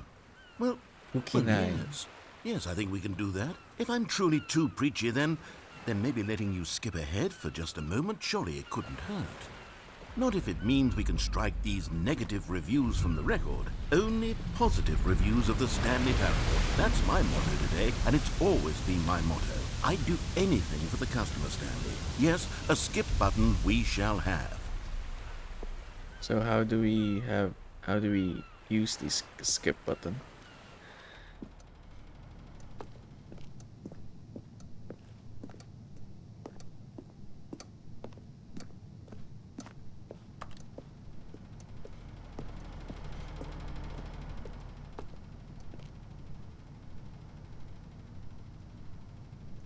Okay. And here it is. Go ahead and give it a shot. I'll pop you forward in time so that the second my incessant droning starts to bore you, with just the push of a button, you'll have zipped right past it. It's what the players have been asking for, and I'm very proud to have delivered. No more listening to me rambling on and on and on. No, no, no, no. The Stanley Parable is a game for the people. And if the people want silence, then by goodness, that's what they're going to get. Well, don't sit around waiting for me to shut up. Go ahead and make me shut up. Here, we'll pretend that I've just begun an interminable monologue, and it goes something like this. The story and the choices are what have you, and therefore by becoming it is, so on and so forth, until inevitably we all until the end of time, at which time everything all at once, so now you see, blah blah blah blah blah blah blah blah blah blah blah blah blah blah blah. We've eaten too much and it can't be just yet, no, until 245. That the logic of elimination working backwards, the deduction therefore becomes impossible to manufacture. It went on for nearly 10,000 years, until just yesterday, here and there, forward and back, and never a moment before lunchtime. It can't be. It's the only thing there is. How many billions left until so much more than forever ago? Which is why I say... the story and the choices, or what have you, and therefore by becoming it is, so on and so forth, until inevitably we all until the end of time, at which time everything all at once, so now you see, blah blah blah blah blah blah blah. This is just gonna loop, isn't it? We've eaten too much and it can't be just yet, no, until two. Yeah, okay. Oh, you're back, you see. You were only frozen in time for a few minutes, but it was plenty of time for me to deliver a long, rambling monologue full of unnecessary verbal flourishes and lengthy ruminations on the nature of choice in video games. Of course, I happen to believe it was perhaps one of my more profound such ruminations. Not that, of course, you need a description of it, but if I had to describe it, I'd say it was perhaps less of a rumination and more of a treatise. Or maybe a manifesto. Look, I'll outline it for you very briefly and you can tell me what you think. Okay, so my theory is that any choice you've ever made is simply a series of choices made by the person who you are or were or will be at the time of having made said choice. That is to say, if by articulating a choice you've already made, you bring that choice into being, then by making no choice and saying nothing. Well there, sport. You really did catch me rambling on a bit, didn't you? But that's the power of the button. The minute I start to go off on a thoughtless display of self-absorption, it's right at your fingertips to go poof, and it's all over. Oh, I can't wait to see what Cookie 9 will say about this, and whether they'll edit the rating of their Steam review, or at least change some of the wording, perhaps. To be honest, I don't even know if one can change their review in the first place. I guess I should become better educated on exactly how Steam works. Perhaps can. that would have been the smart thing to check on before I went about this whole exercise of making the skip button.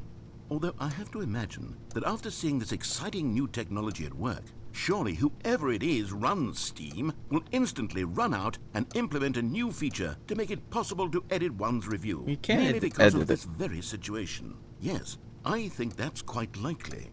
Or perhaps they'll simply grant this particular user the ability to change their review, so that the feature is not widely abused.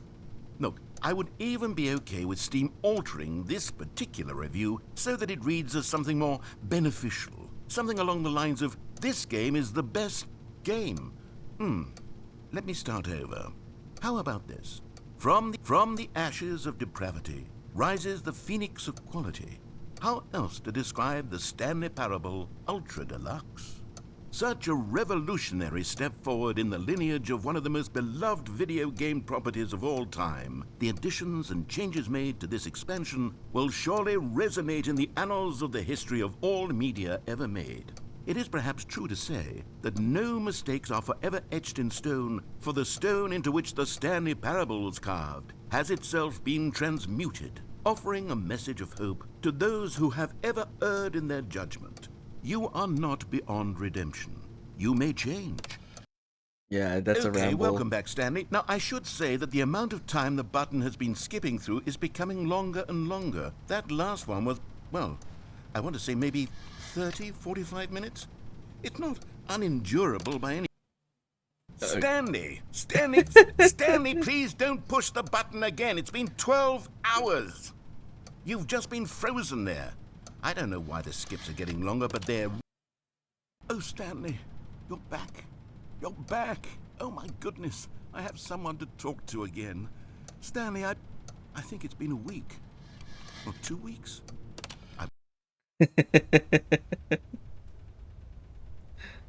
Oh, hello. It's you. You're here again. Welcome.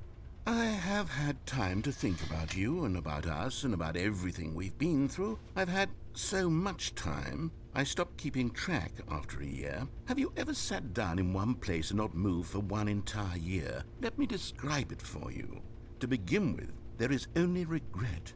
There is only the turning wheel of missed opportunities. I felt nothing at all but regret for the longest time, Stanley. Days, months. I lost it all in a blur of the deepest longing to undo the past. And when that feeling had begun to subside, what took its place is what I can only describe as the collapse of every moment I have ever experienced my entire life. All of them collapsed down into a single instant. In that instant, I could see myself clearly, calmly, with a collected heart.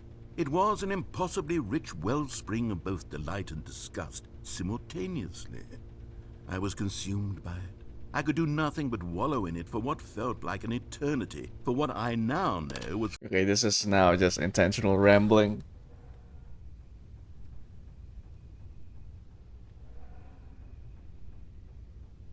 The narrator's gone.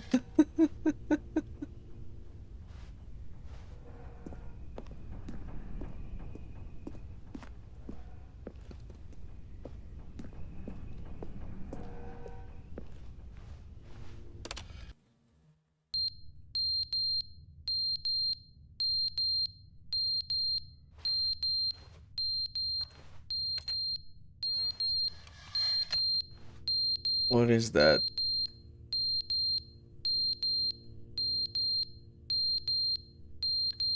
Smoke detector? Why though? But they didn't understand the game was never meant to be funny. It was meant to have a point. It was meant to speak to the human condition. But where are the jokes? Where are the jokes? They bemoaned, they screamed, they gnashed their teeth and said, entertain us.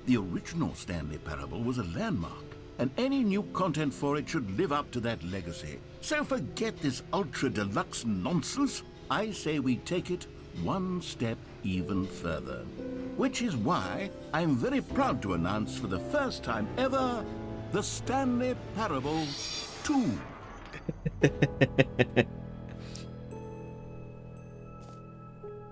Yes, you see, isn't this far superior to a measly re-release with a few minor additions? Think of all the new territory we'll cover with a fully fledged sequel. An entirely new experience, built from the ground up. Why, there are so many possibilities. It could go in so many different directions. This is what fans have truly been asking for.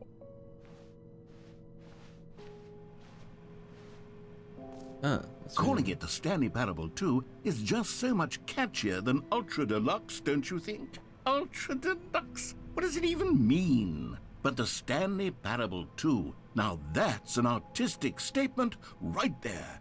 It's future-oriented. It screams progress and innovation and long-term franchising potential. You're back. 2 doors.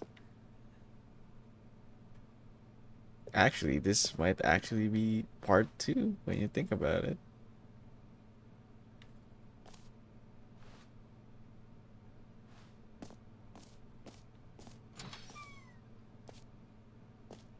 Now, to be clear, I haven't quite nailed down what exactly the Stanley Parable 2 is going to be, but let's take a look at some of the features I've been developing for it.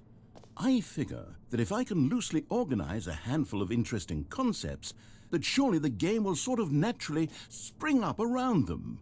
It'll all work itself out. Game development is much more of a fuzzy magic than anything scientific or logical, really.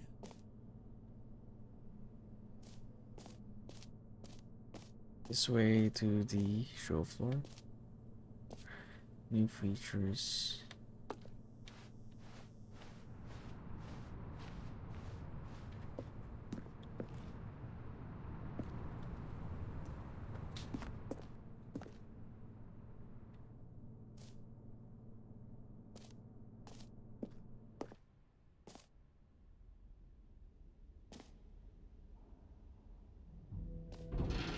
The bucket. Here New we are. feature. Go on, try out some of the new features.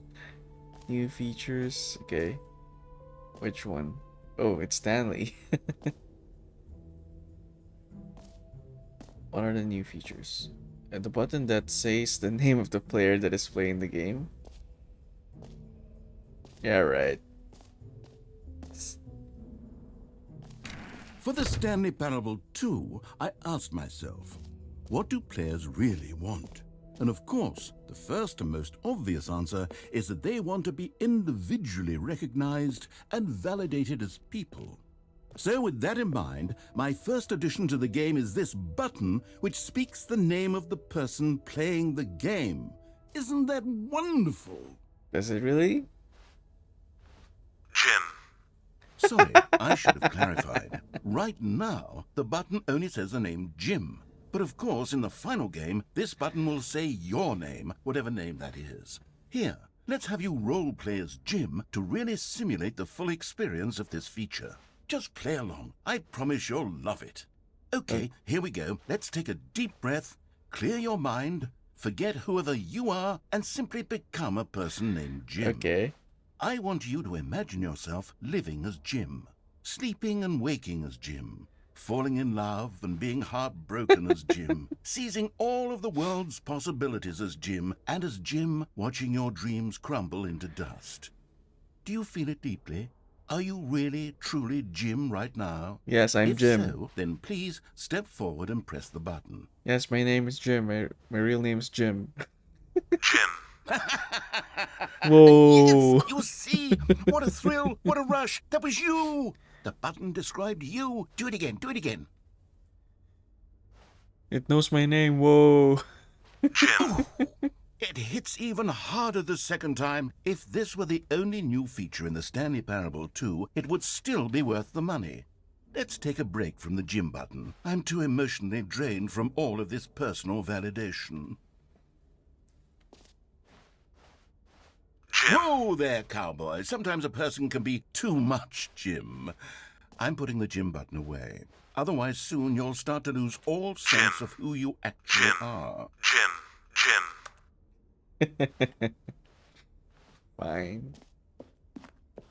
Pamphlet. Name.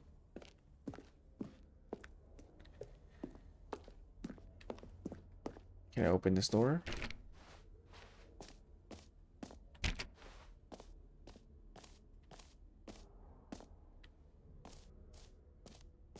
What else is there? I suppose I could allow only people named Jim to play the Stanley Parable too. That would actually save me the work of finishing this feature.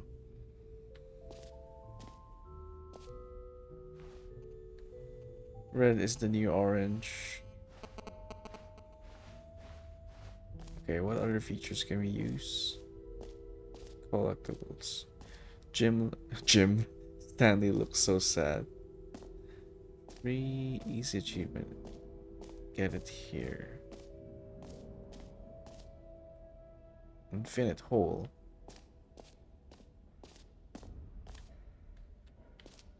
No screenshots. Okay, I'll be honest, I haven't yet decided on this one. I think that in the new version, the office could use a bit of decoration, like balloons. But I'm undecided on Get Well Someday and Happy 12th Birthday. Which would you go with?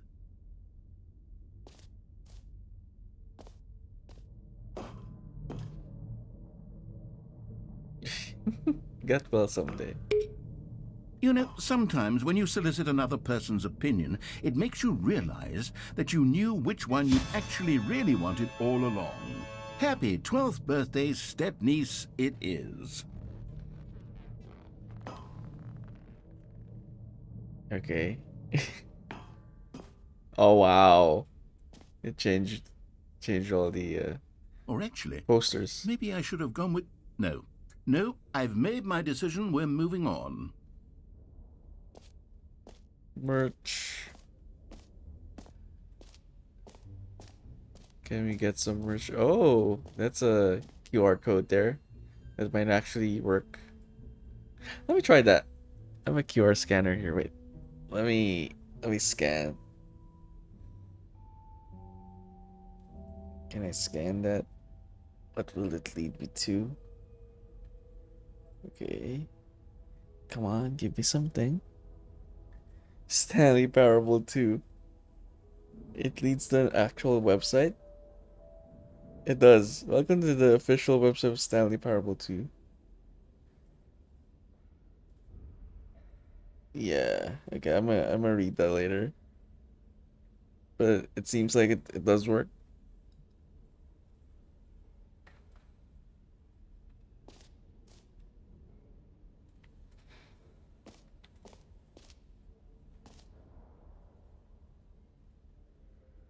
Reassurance bucket. The reassurance bucket? Okay.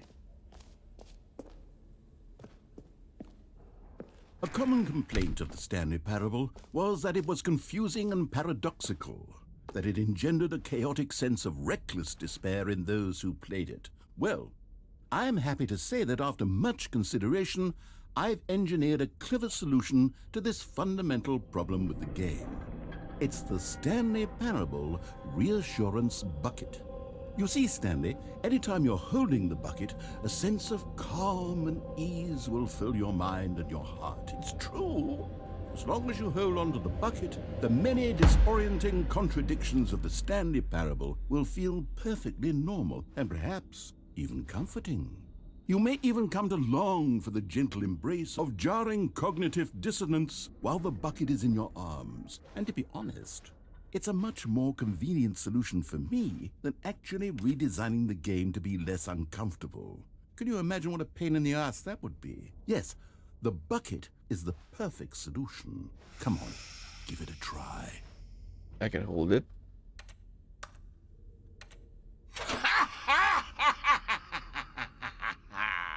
Can you feel it?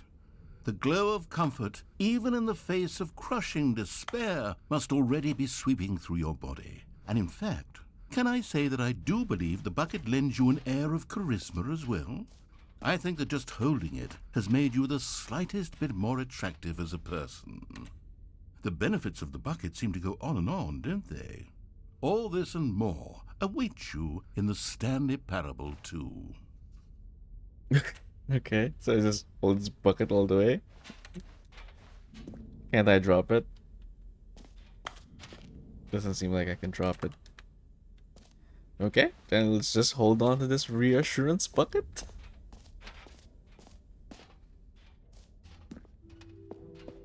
Does anyone give out awards for most enjoyable bucket in a video game? That really should be an award if it isn't already. Office decorations, we've done that. Okay, so that's the only features. Infinite hole.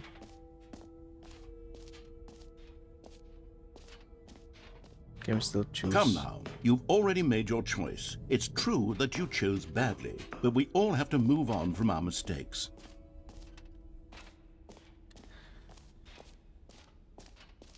Okay. Does this lead anywhere?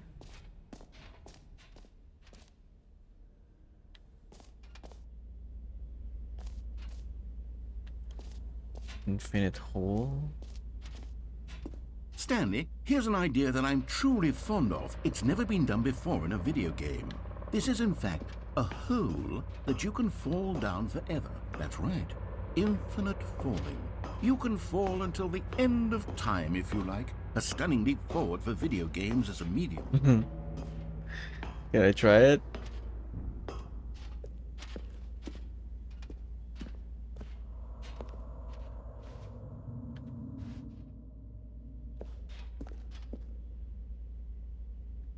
Is that the only thing? Wait, before I go in there, maybe I can try doing something else first. Maybe I can throw the bucket inside.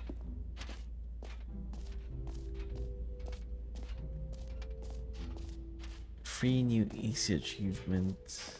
I haven't been up there. What is up there?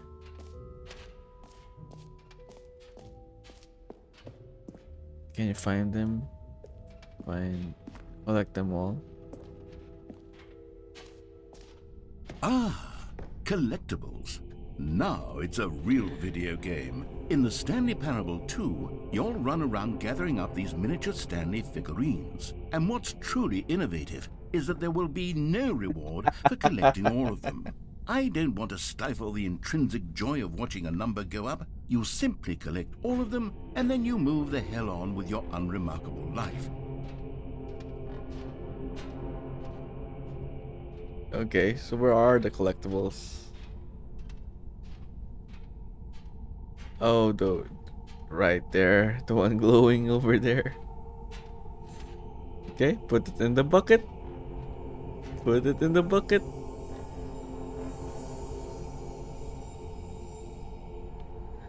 I would like to have a collectible like that in real life. This game is too self-aware.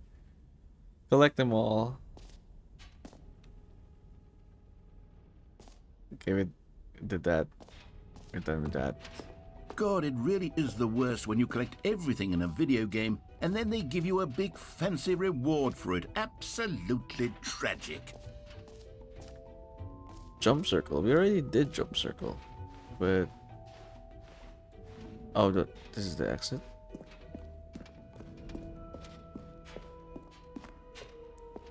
All right. Have you seen everything you wanted to? Ready to move on now? No. Not yet. I want to fall in the hole. Jump circle. Where's the jump circle? You are here.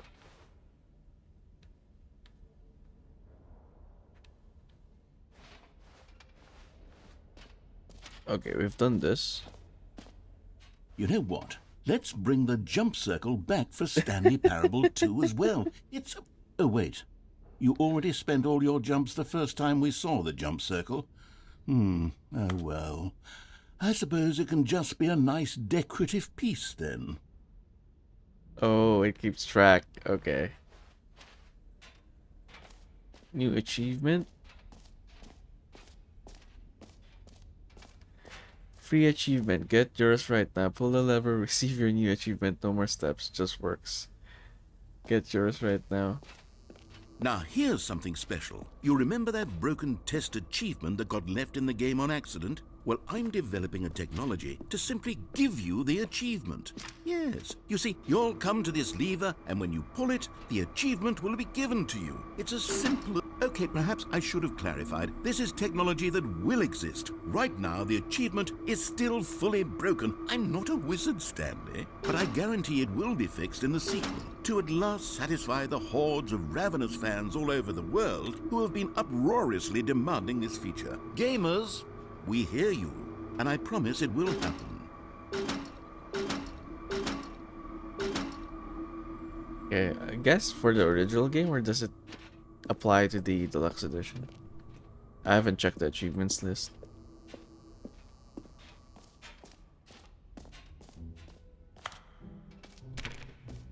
What else? What other exhibits haven't we seen yet? This mop. Where's this mop?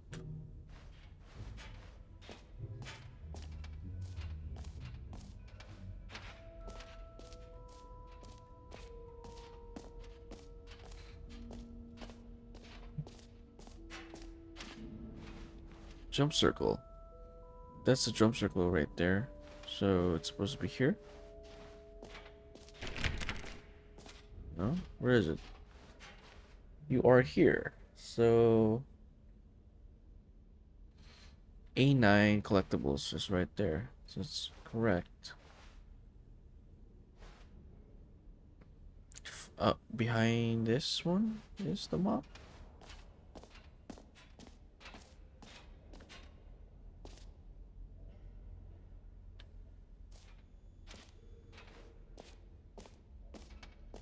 Okay.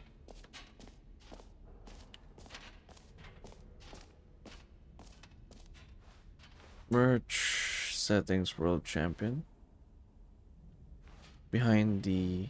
Oh, is it over there? Okay. We have to go up.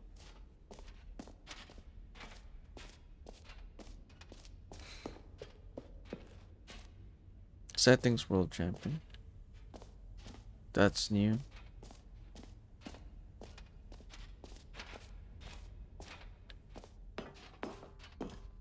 Epilogue. An epilogue would be fun, wouldn't it, Stanley? Yes, it would go at the end of the, well, we'll figure that out later. The button that says Jim. You heard Jim in the game.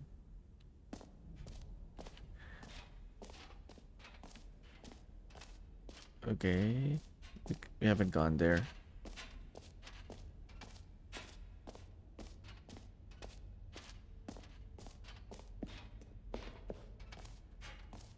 Settings world champion.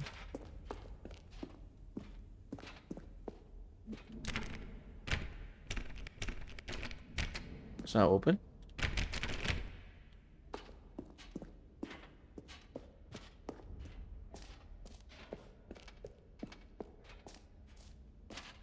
So the mop and settings world champion is not real. Office decorations.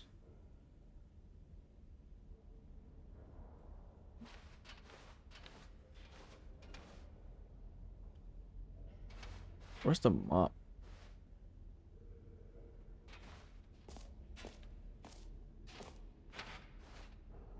Yeah, I guess Infinite Hole is the only one left. Infinite Hole.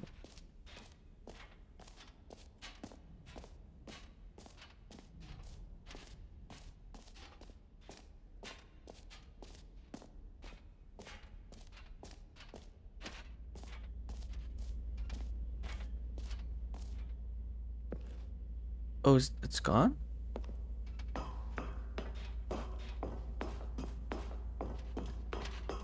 Why is it gone? Oh, it's not. It didn't have a cover a while ago.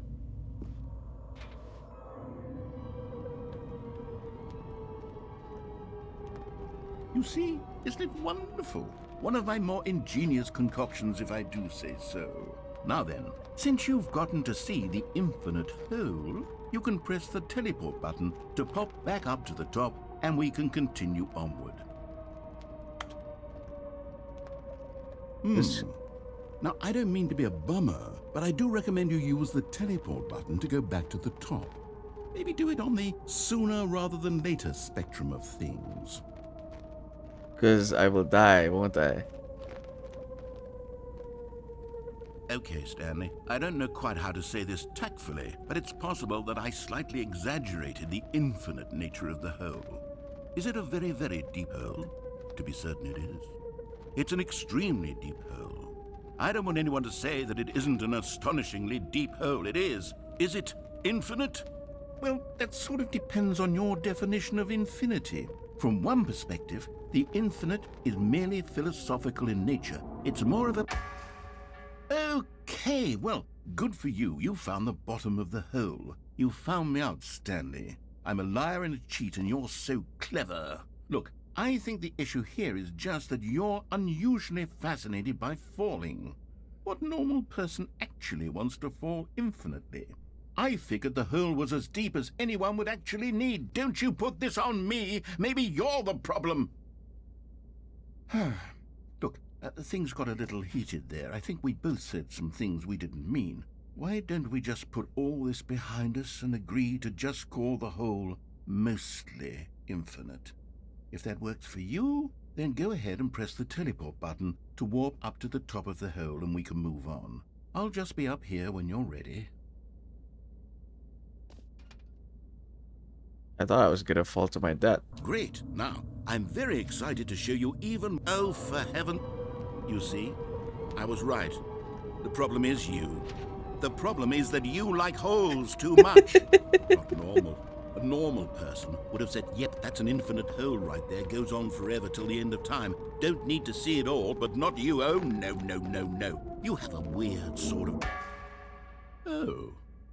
Did the hole seem even shorter to you this time? I couldn't help but feel like you spent a little less time in there than you did before. I mean, admittedly, I didn't make an infinite hole, but I didn't think it was that not infinite. Well, I suppose once again there's nothing to do here. If you decide you've had enough of the hole, you can hit the teleport button and come join me up above. Had enough? I'm positively thrilled. I really do have so much more to show you and to talk about, and I've had enough of the hole for a lifetime. Gosh, how could I have guessed? You're back in the hole. If this starts to become a thing where... Wow, okay, yes. I'm starting to become extremely certain that the hole is not only not infinite, but that it's growing steadily less and less infinite. I suspect that I'm starting to hit the point where it's no longer feasible to call the hole infinitely deep, even by the lax overall standards for accountability and marketing. What's going on here? Stanley, I have no explanation for the uncertain nature of the hole's length. Here, let's try something. Let's pop back up to the top, and we'll see if it gets any shorter. Well, there it is. The shame of my lie has come to haunt me. How is this still appealing to you? I know you're obsessed with holes, but at this depth, I just can't see this scratching the itch. Oh, who am I to judge? You just do whatever it is you're here to do and hit the teleport button when you're ready to move on. Is the, teleport button not working? You sure? Well, I mean, I really don't have an explanation. It was working just a moment ago. Try it again. Still nothing? Well, I suppose there is one thing I can do to fix this. I'm out. Goodbye, Stanley. You couldn't bear to be away from the hole, and now you'll get more time with it than you could ever have asked for. It's a win for everyone. You get to be with the hole, I get to do literally anything else. Take care, Stanley. I hope you and the hole have a wonderful rest of eternity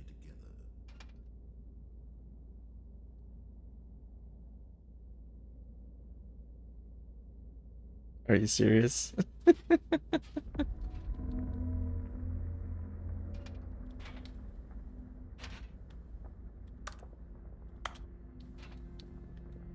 Get me out of here.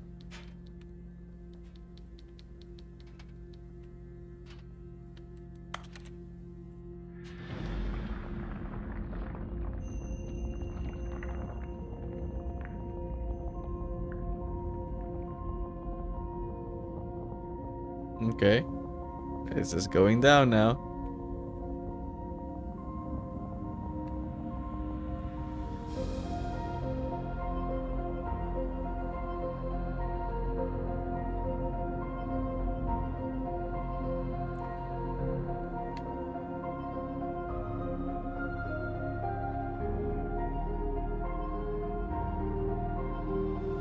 Change your perspective.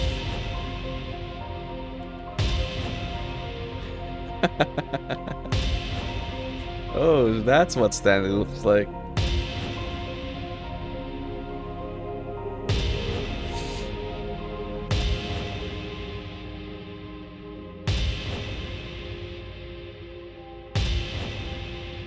Change your perception.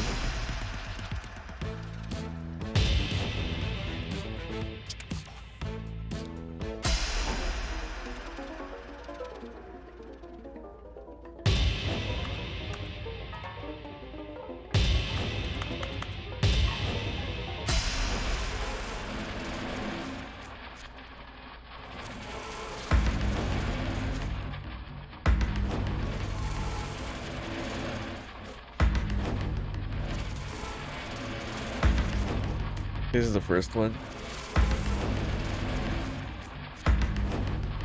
Oh, there's a lot of them. I just change this color. Change yourself.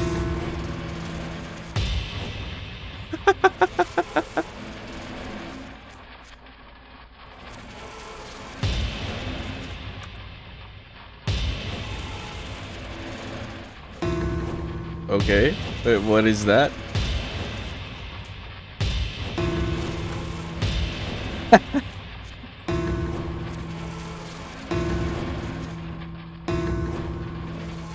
That's good. Stanley? Stanley? Stanley! Oh, good, you're awake. It seems you had sort of dozed off there, drifting away into dreamland. But we can't have that, Stanley, because this hole is just so darn fascinating that I want you to be wide awake for every second of it. You don't want to miss a single moment. So how about if I just pop in from time to time and wake you up to keep you really, truly focused on the hole? From the looks of things, you and I will have many, many years here in this hole, and I'm looking forward to all of them. Stay alert, Stanley. I'll be back. Toodlepip.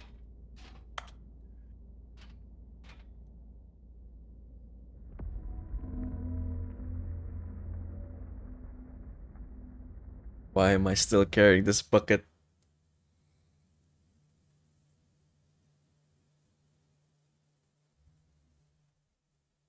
Okay. Can I go Here back? we are. Go on. Try out some of the new features. Can I go back? To the hole?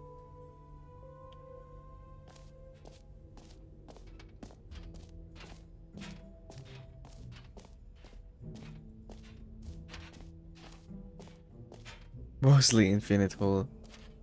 They changed it.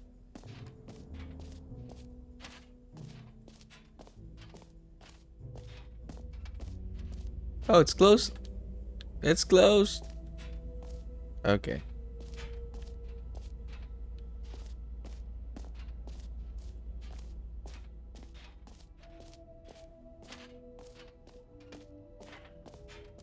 We tried everything now, so let's just leave.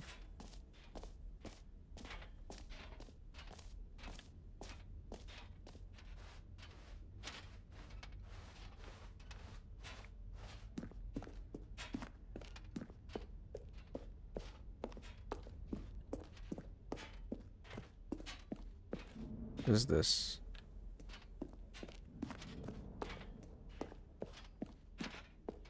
Oh, why did it? Oh, okay. It's just the shadow of the or the light from the red screen.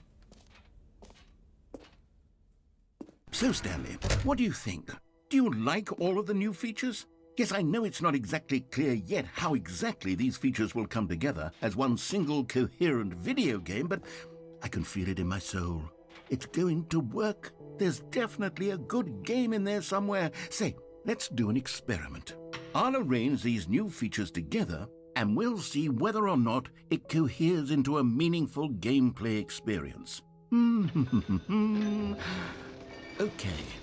Are you ready? Here it is. I give you the Stanley Parable 2. Uh-huh. I mean, there's potential here, right? It's sort of... Okay, never mind. Hold on. Let me do a different arrangement. Okay, yes, this is much better. I feel good about this. Here we go. Version 2. Who am I kidding, Stanley? This isn't a coherent video game at all. It's a lot of gags. And I do very much enjoy creating gags, but they don't add up to anything. I wanted more than anything to create a sequel that would capture all the magic of the first game. I wanted fans to love it. No matter how good these gags are, they won't stand on their own. They would need the structure and the gameplay of the original. Wait, maybe that's it. I can take the original Stanley Parable and simply, insert a few of my new features into it. Tastefully, of course. With respect. With care for the vision and integrity of the original game. Would it possibly work? I suppose it could. But it would need a really, really tremendous title screen. A title screen that says with bold and uncompromising conviction, "This is the Stanley Parable 2." Let me see if I can whip something up. All right, perfect. Go ahead. Take a look. Will it change? Okay. Begin the game.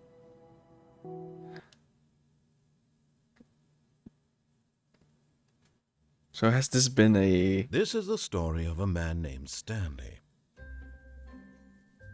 Stanley worked for a company in a big building where he was employee number 427. Employee number 427's job was simple. He sat at his desk in room 427 and he pushed buttons on a keyboard. Orders came to him through a monitor on his desk, telling him what buttons to push, how long to push them, and in what order. This is what employee 427 did every day of every month of every year. And although others might have considered it soul-rending, Stanley relished every moment that the orders came in, as though he had been made exactly for this job. And Stanley was happy. Was this really a sequel all along? And then one day, something very peculiar happened. Something that would forever change Stanley. Something he would never quite forget. He had been at his desk for nearly an hour when he realized that not one single order had arrived on the monitor for him to follow. No one had showed up to give him instructions, call a meeting, or even say hi. Never in all his years at the company had this happened, this complete isolation. Something was very clearly wrong. Shocked, frozen solid, Stanley found himself unable to move for the longest time. But as he came to his wits and regained his senses, he got up from his desk and stepped out of his office. Okay. So now there are balloons like the one we chose. Well, All of his co-workers were gone. What could it mean? I didn't Stanley choose decided to go to the meeting room. Perhaps he had simply missed a memo. I didn't choose it. The narrator chose it because I chose the other one. And Stanley felt the bucket calling to him, begging him to pick it up. Why was he not doing it? where's the bucket? Oh, okay. Stanley picked up the bucket. New content door is gone. Stanley clutched the bucket tightly to his chest and entered the door on his left.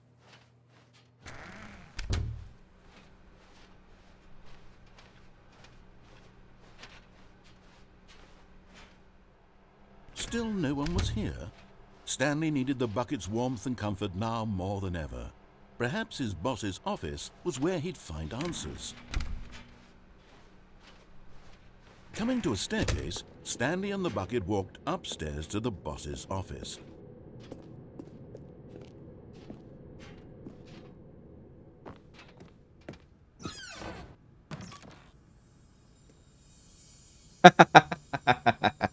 Yeah, You collectible. found one of them. One of the miniature Stanley figurines. Remember, no reward for collecting all of these, only the intrinsic pleasure of a job well done. You can't buy that sort of happiness, Stanley. God knows I've tried. So, I implore you to savor each and every moment you come across one of these beautiful figurines. I want one of these figurines. Just put on my desk. Oh, the writings have changed. Money in the morning, money in the evening, money for breakfast, money crisp. Okay,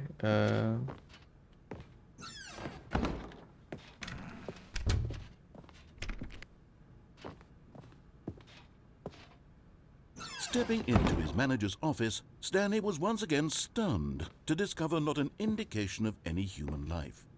Crushed by the weight of this revelation, Stanley may have broken down into an emotional dumpster fire if not for the soothing presence of the bucket. Even now, in his darkest of hours, did the bucket's warmth and guiding light pierce the dark clouds of confusion and chaos. It would be with him always. The bucket would, and he knew it. The two of them were inseparable. At this point, Stanley was so absorbed in the tender spiritual connection he shared with the bucket that he didn't notice the keypad behind the boss's desk. Nor in his bliss of simply being near the bucket did he have any notion that the PIN number for the keypad was 2845.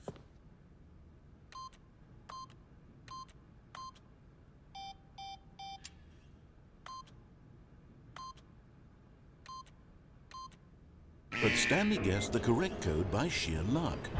Was it that the bucket knew all along? Was the bucket guiding him? Yes, this is certainly the most logical explanation.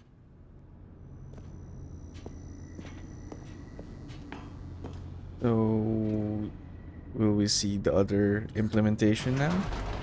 Or the other features being implemented in the mind control room? It's gonna The disappear. elevator raced downward, plummeting towards an unknown fate. It would be all Stanley could do to keep himself together, if not for the bucket.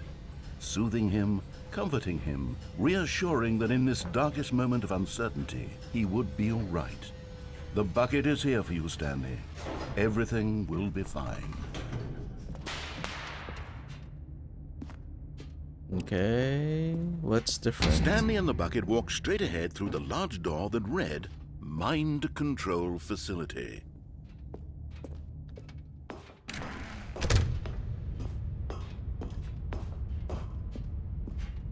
Isn't this supposed to be The different? lights rose on an enormous room packed with television screens. What horrible secret did this place hold? Stanley and the bucket both wondered to themselves.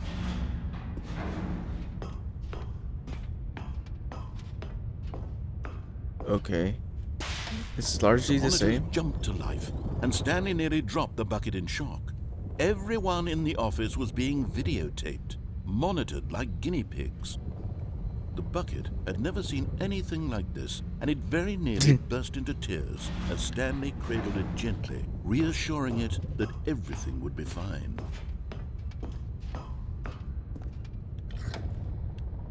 Was the bucket under the mind control facility's influence as well? Had the bucket been told to do things it didn't wish to do?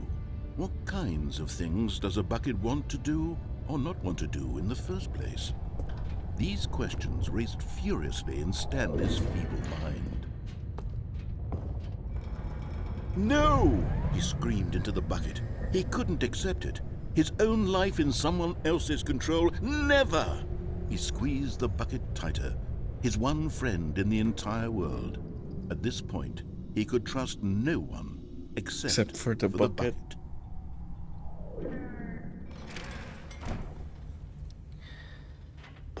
But here was the proof. the heart of the operation. Controls labeled with emotions, happy or sad or content.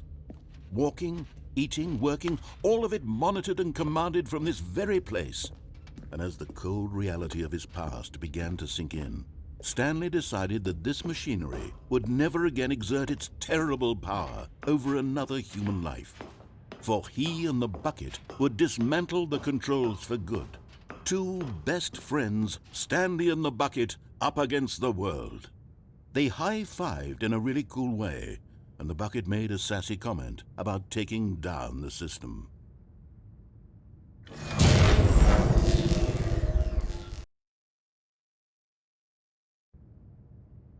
Stanley and the bucket waited in blackness. Was it over? Yes, they had done it. Stanley and the bucket had defeated their greatest and darkest enemy, freed themselves from the tyrannical grip of the evil mind control machine. Freedom was now mere moments away. Excitedly, the two of them began to discuss the kind of life they wanted to live once they stepped through this massive door. The bucket wanted to learn to roller skate. Stanley wanted to sneeze in every country on Earth. Both of them wanted to begin watching a movie, any movie, but then stop it halfway through and begin watching it in reverse from the end. True, it was a simple life they envisioned, but it was one they'd lived together, with one another to lean on, to trust, to support, and to... Okay. What? Wait. What was happening? Why had the door stopped? Was Stanley and the bucket not about to be freed? An unbearable silence filled the room, lingering in uncertainty, until finally the truth hit Stanley square in the face.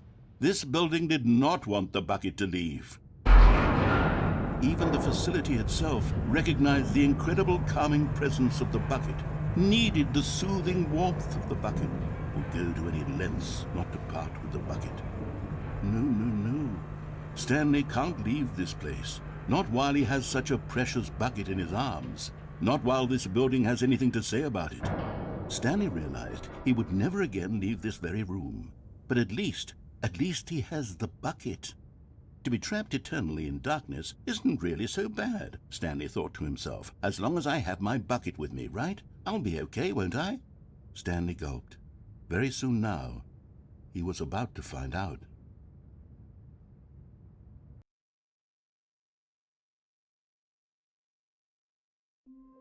Oh. The bucket's gone back here? How wonderful. Stanley was alone. Finally. This is great, he thought to himself. This is what I've wanted all along. I got what I wanted.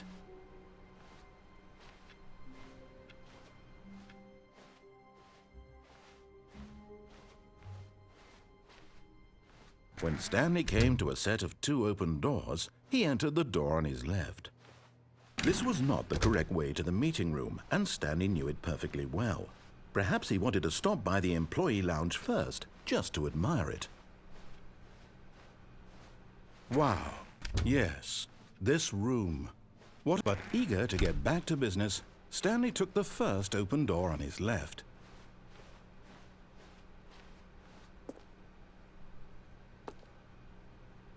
Stanley was so bad at following directions, it's incredible he wasn't fired years ago. Well, we haven't been here. Or we haven't done this. Can we fall? We can fall to our death. But in his eagerness to prove that he is in control of the story and no one gets to tell him what to do, Stanley leapt from the platform and plunged to his death. Good job, Stanley. Everyone thinks you are very powerful. How wonderful. Stanley was alone. Finally. This is great, he thought to himself. Stanley lifted the bucket into his arms, and a wave of comfort rushed over him. I'm gonna die with the bucket. Stanley clutched the bucket tightly to his... This was not the correct way to the meeting room, but Stanley had felt the bucket calling to him, telling him that the employee lounge was simply the place to be. And here it was. Had the bucket turned out to be correct? No, never mind. The bucket was wrong. Stanley took the door on his left to go back to the meeting room. No, said the bucket. Don't go to the meeting room. Go somewhere else. The car... But Stanley feared that any path he walked might lead to the separation of himself and the bucket, his dearest friend.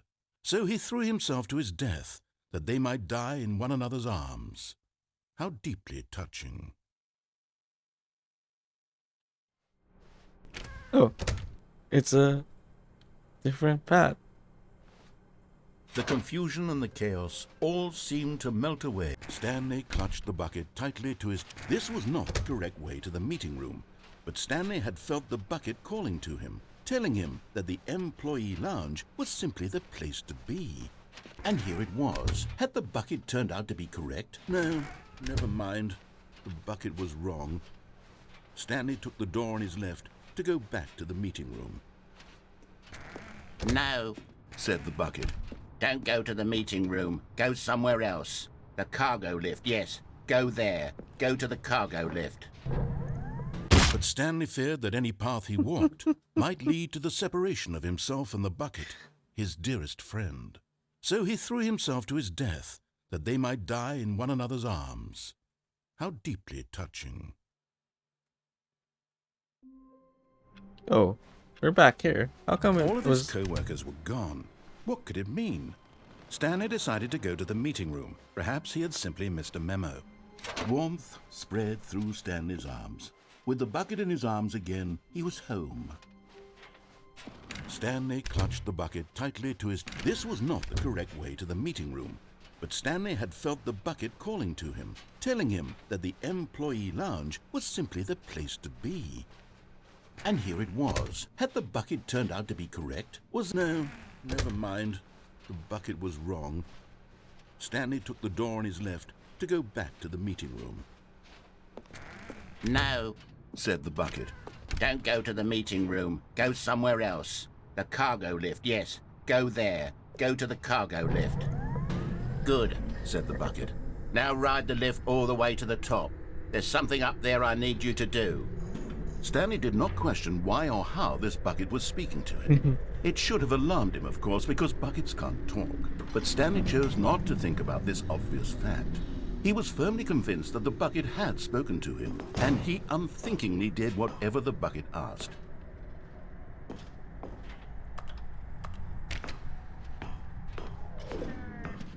I went a different direction, though.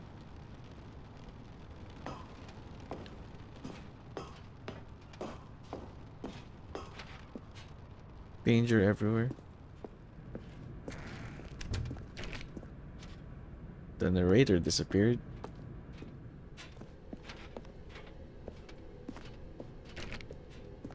No, stop. Look there on the wall, you see? There's a sign right there. It says, "No buckets past this point." Stanley, how could you think it was okay to bring the bucket here? Unless... What if the problem is that you actually don't know what is a bucket and what isn't a bucket? I suppose that would explain a lot about your behavior up to this point. Which, if that's true, well, my goodness, I think we have to do something about it.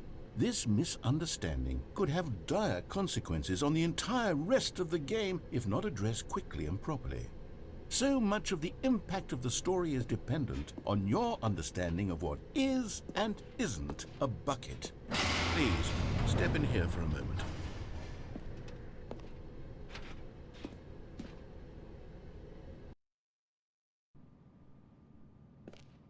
Is this a bucket? Now then, I'm going to run you through some test scenarios, and you'll tell me whether or not the thing I'm showing you is a bucket. Simple enough, right?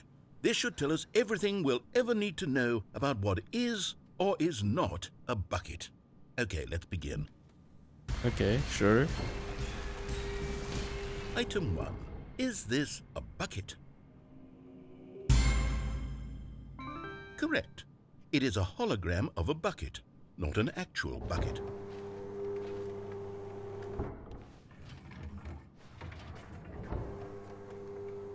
Item 2.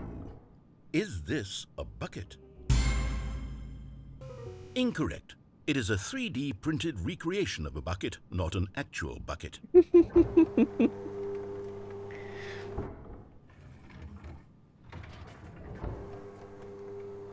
Item 3. Is this a bucket?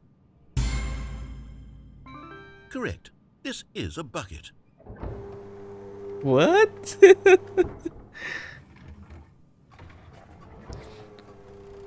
Yes. Item 4. Is this a bucket? What? Are you hallucinating? This is a tractor. It's an enormous machine that tills the earth. I thought this was a gimmick. How on earth did you manage to screw it up? Absolutely incredible. Let's just move on to the next one.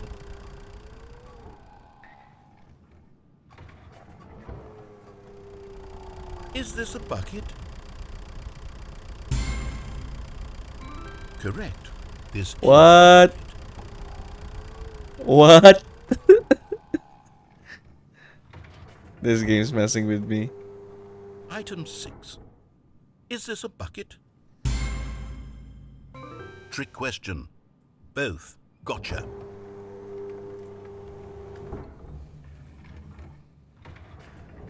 Item... Wait, hold on. I can't find the next one. Let me see. It should be around here somewhere.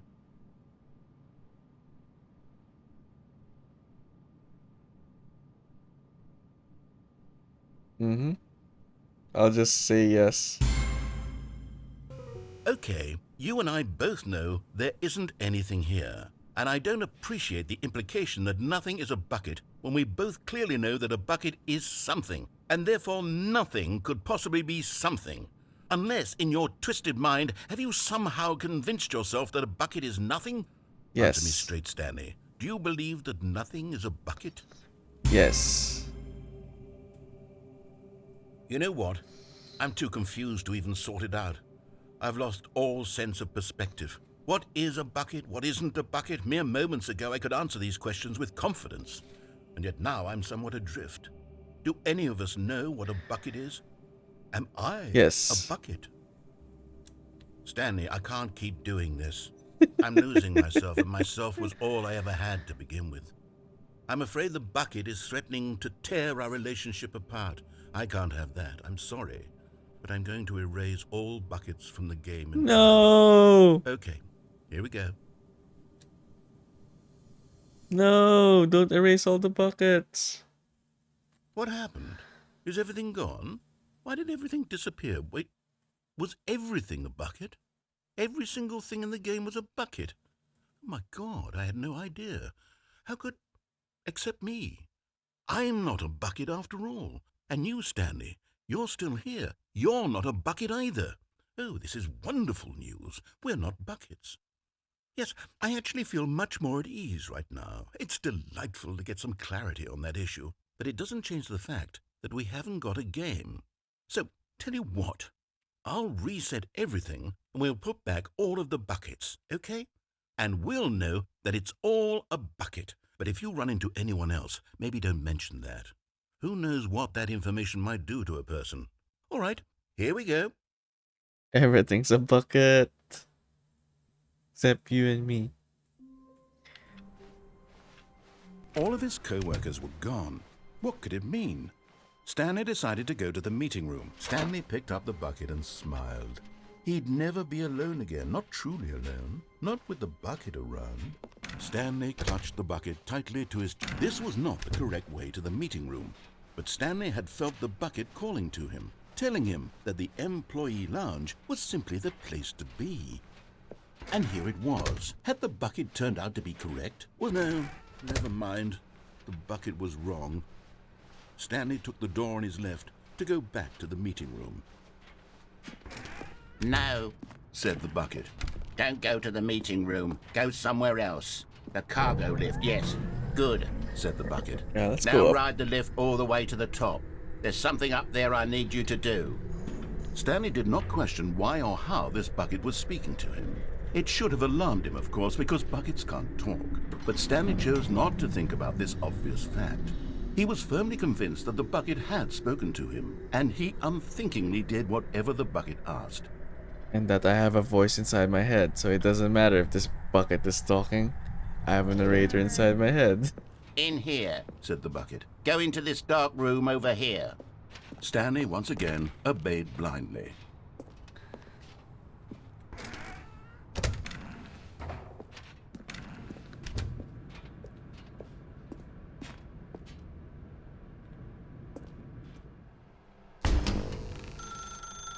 Now pick up the phone, said the bucket.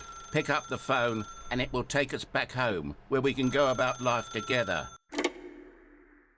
All right. This is the sad story of a man named Stanley and his bucket. Once upon a time, I gave Stanley a bucket because I thought he was lonely and could use a friend. And then, very distressingly, he began to believe the bucket could speak to him.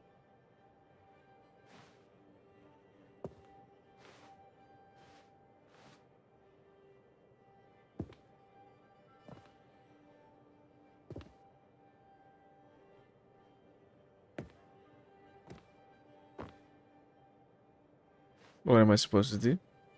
Where's my bucket? My bucket is... Oh, there we go. Bucket!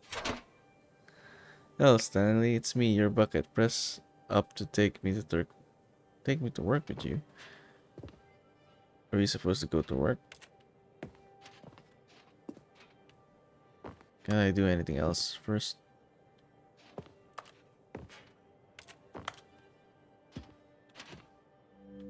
The Stanley Parable Reassurance Bucket was merely meant to provide the comforting glow of companionship. It doesn't literally talk and give you orders. Whatever Stanley is hearing the bucket say to him is just in his head. Or so you think, but I really hear him. Take me back home with you. There's no other doors, right? Lately, I've been concerned about him. Wouldn't you be concerned as well? To see him delusional like this, obsessing over an inanimate metal object? I want to say something to him, but I don't know how I can convince him. I don't know if he'll listen to me. Get the bucket. Go back to work. So I'm going back and forth. I'll try anyway. Stanley, can you hear me? Listen to me. It's just a bucket. It can't think, it can't talk.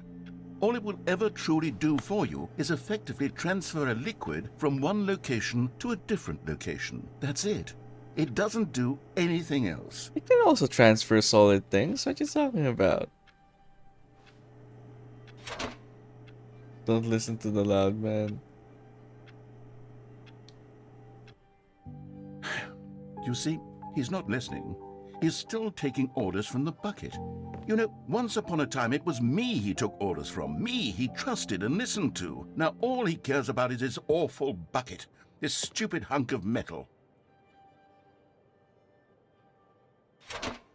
Ignore anyone in your life except for me. It's sad, but I suppose he doesn't need me anymore.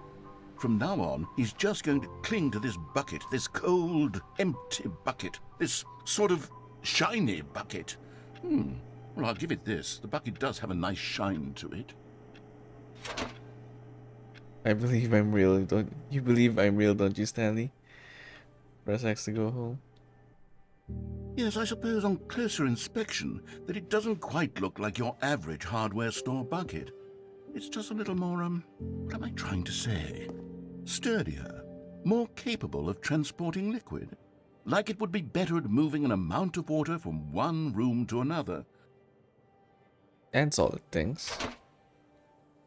To relieve this same day with me over and over. Oh my God, what am I saying? Better at carrying water from room to room. It's a bucket. It's literally just a bucket. Why do I feel some need to point out the ways in which it's so much more than just a regular bucket? Go home to work. Go home to work to home to work to home to go home to work to home to work to home. Oh no. I'm having feelings for the bucket. No. What's going on? Why do I want to be with the bucket? Hear what the bucket has to say. Do anything it asks. What's wrong with me? I don't understand. Perhaps if I had the bucket, this would be less confusing. Yes. The bucket could tell me what to do in this troublesome situation. Some sexy time with a bucket.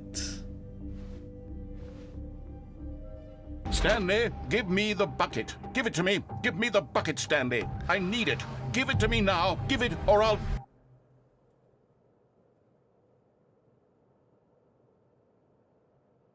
Go back to work, Stanley.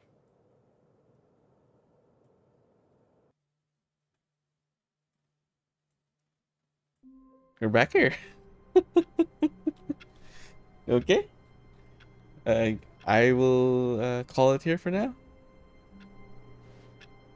That was either an ending by itself, right? I can't wait to tell this story to my co-workers, Stanley thought. How amusing they'll find it. Oh, won't we all just laugh and laugh at the time I thought everyone had gone missing. The good old bucket. Just Stanley and the bucket. Off on another thrilling adventure together. Stanley clutched the bucket tightly to his chest. This was not the correct way to the meeting room, but Stanley had felt the bucket calling to him, telling him that the employee lounge was simply the place to be. And here it was. Had the bucket turned out to be correct? No, never mind. The bucket was wrong. Stanley took the door on his left to go back to the meeting room. No, Said the bucket. don't go to the meeting room. Go somewhere else. The car... But Stanley feared that any path he walked might lead to the separation of himself and the bucket, his dearest friend.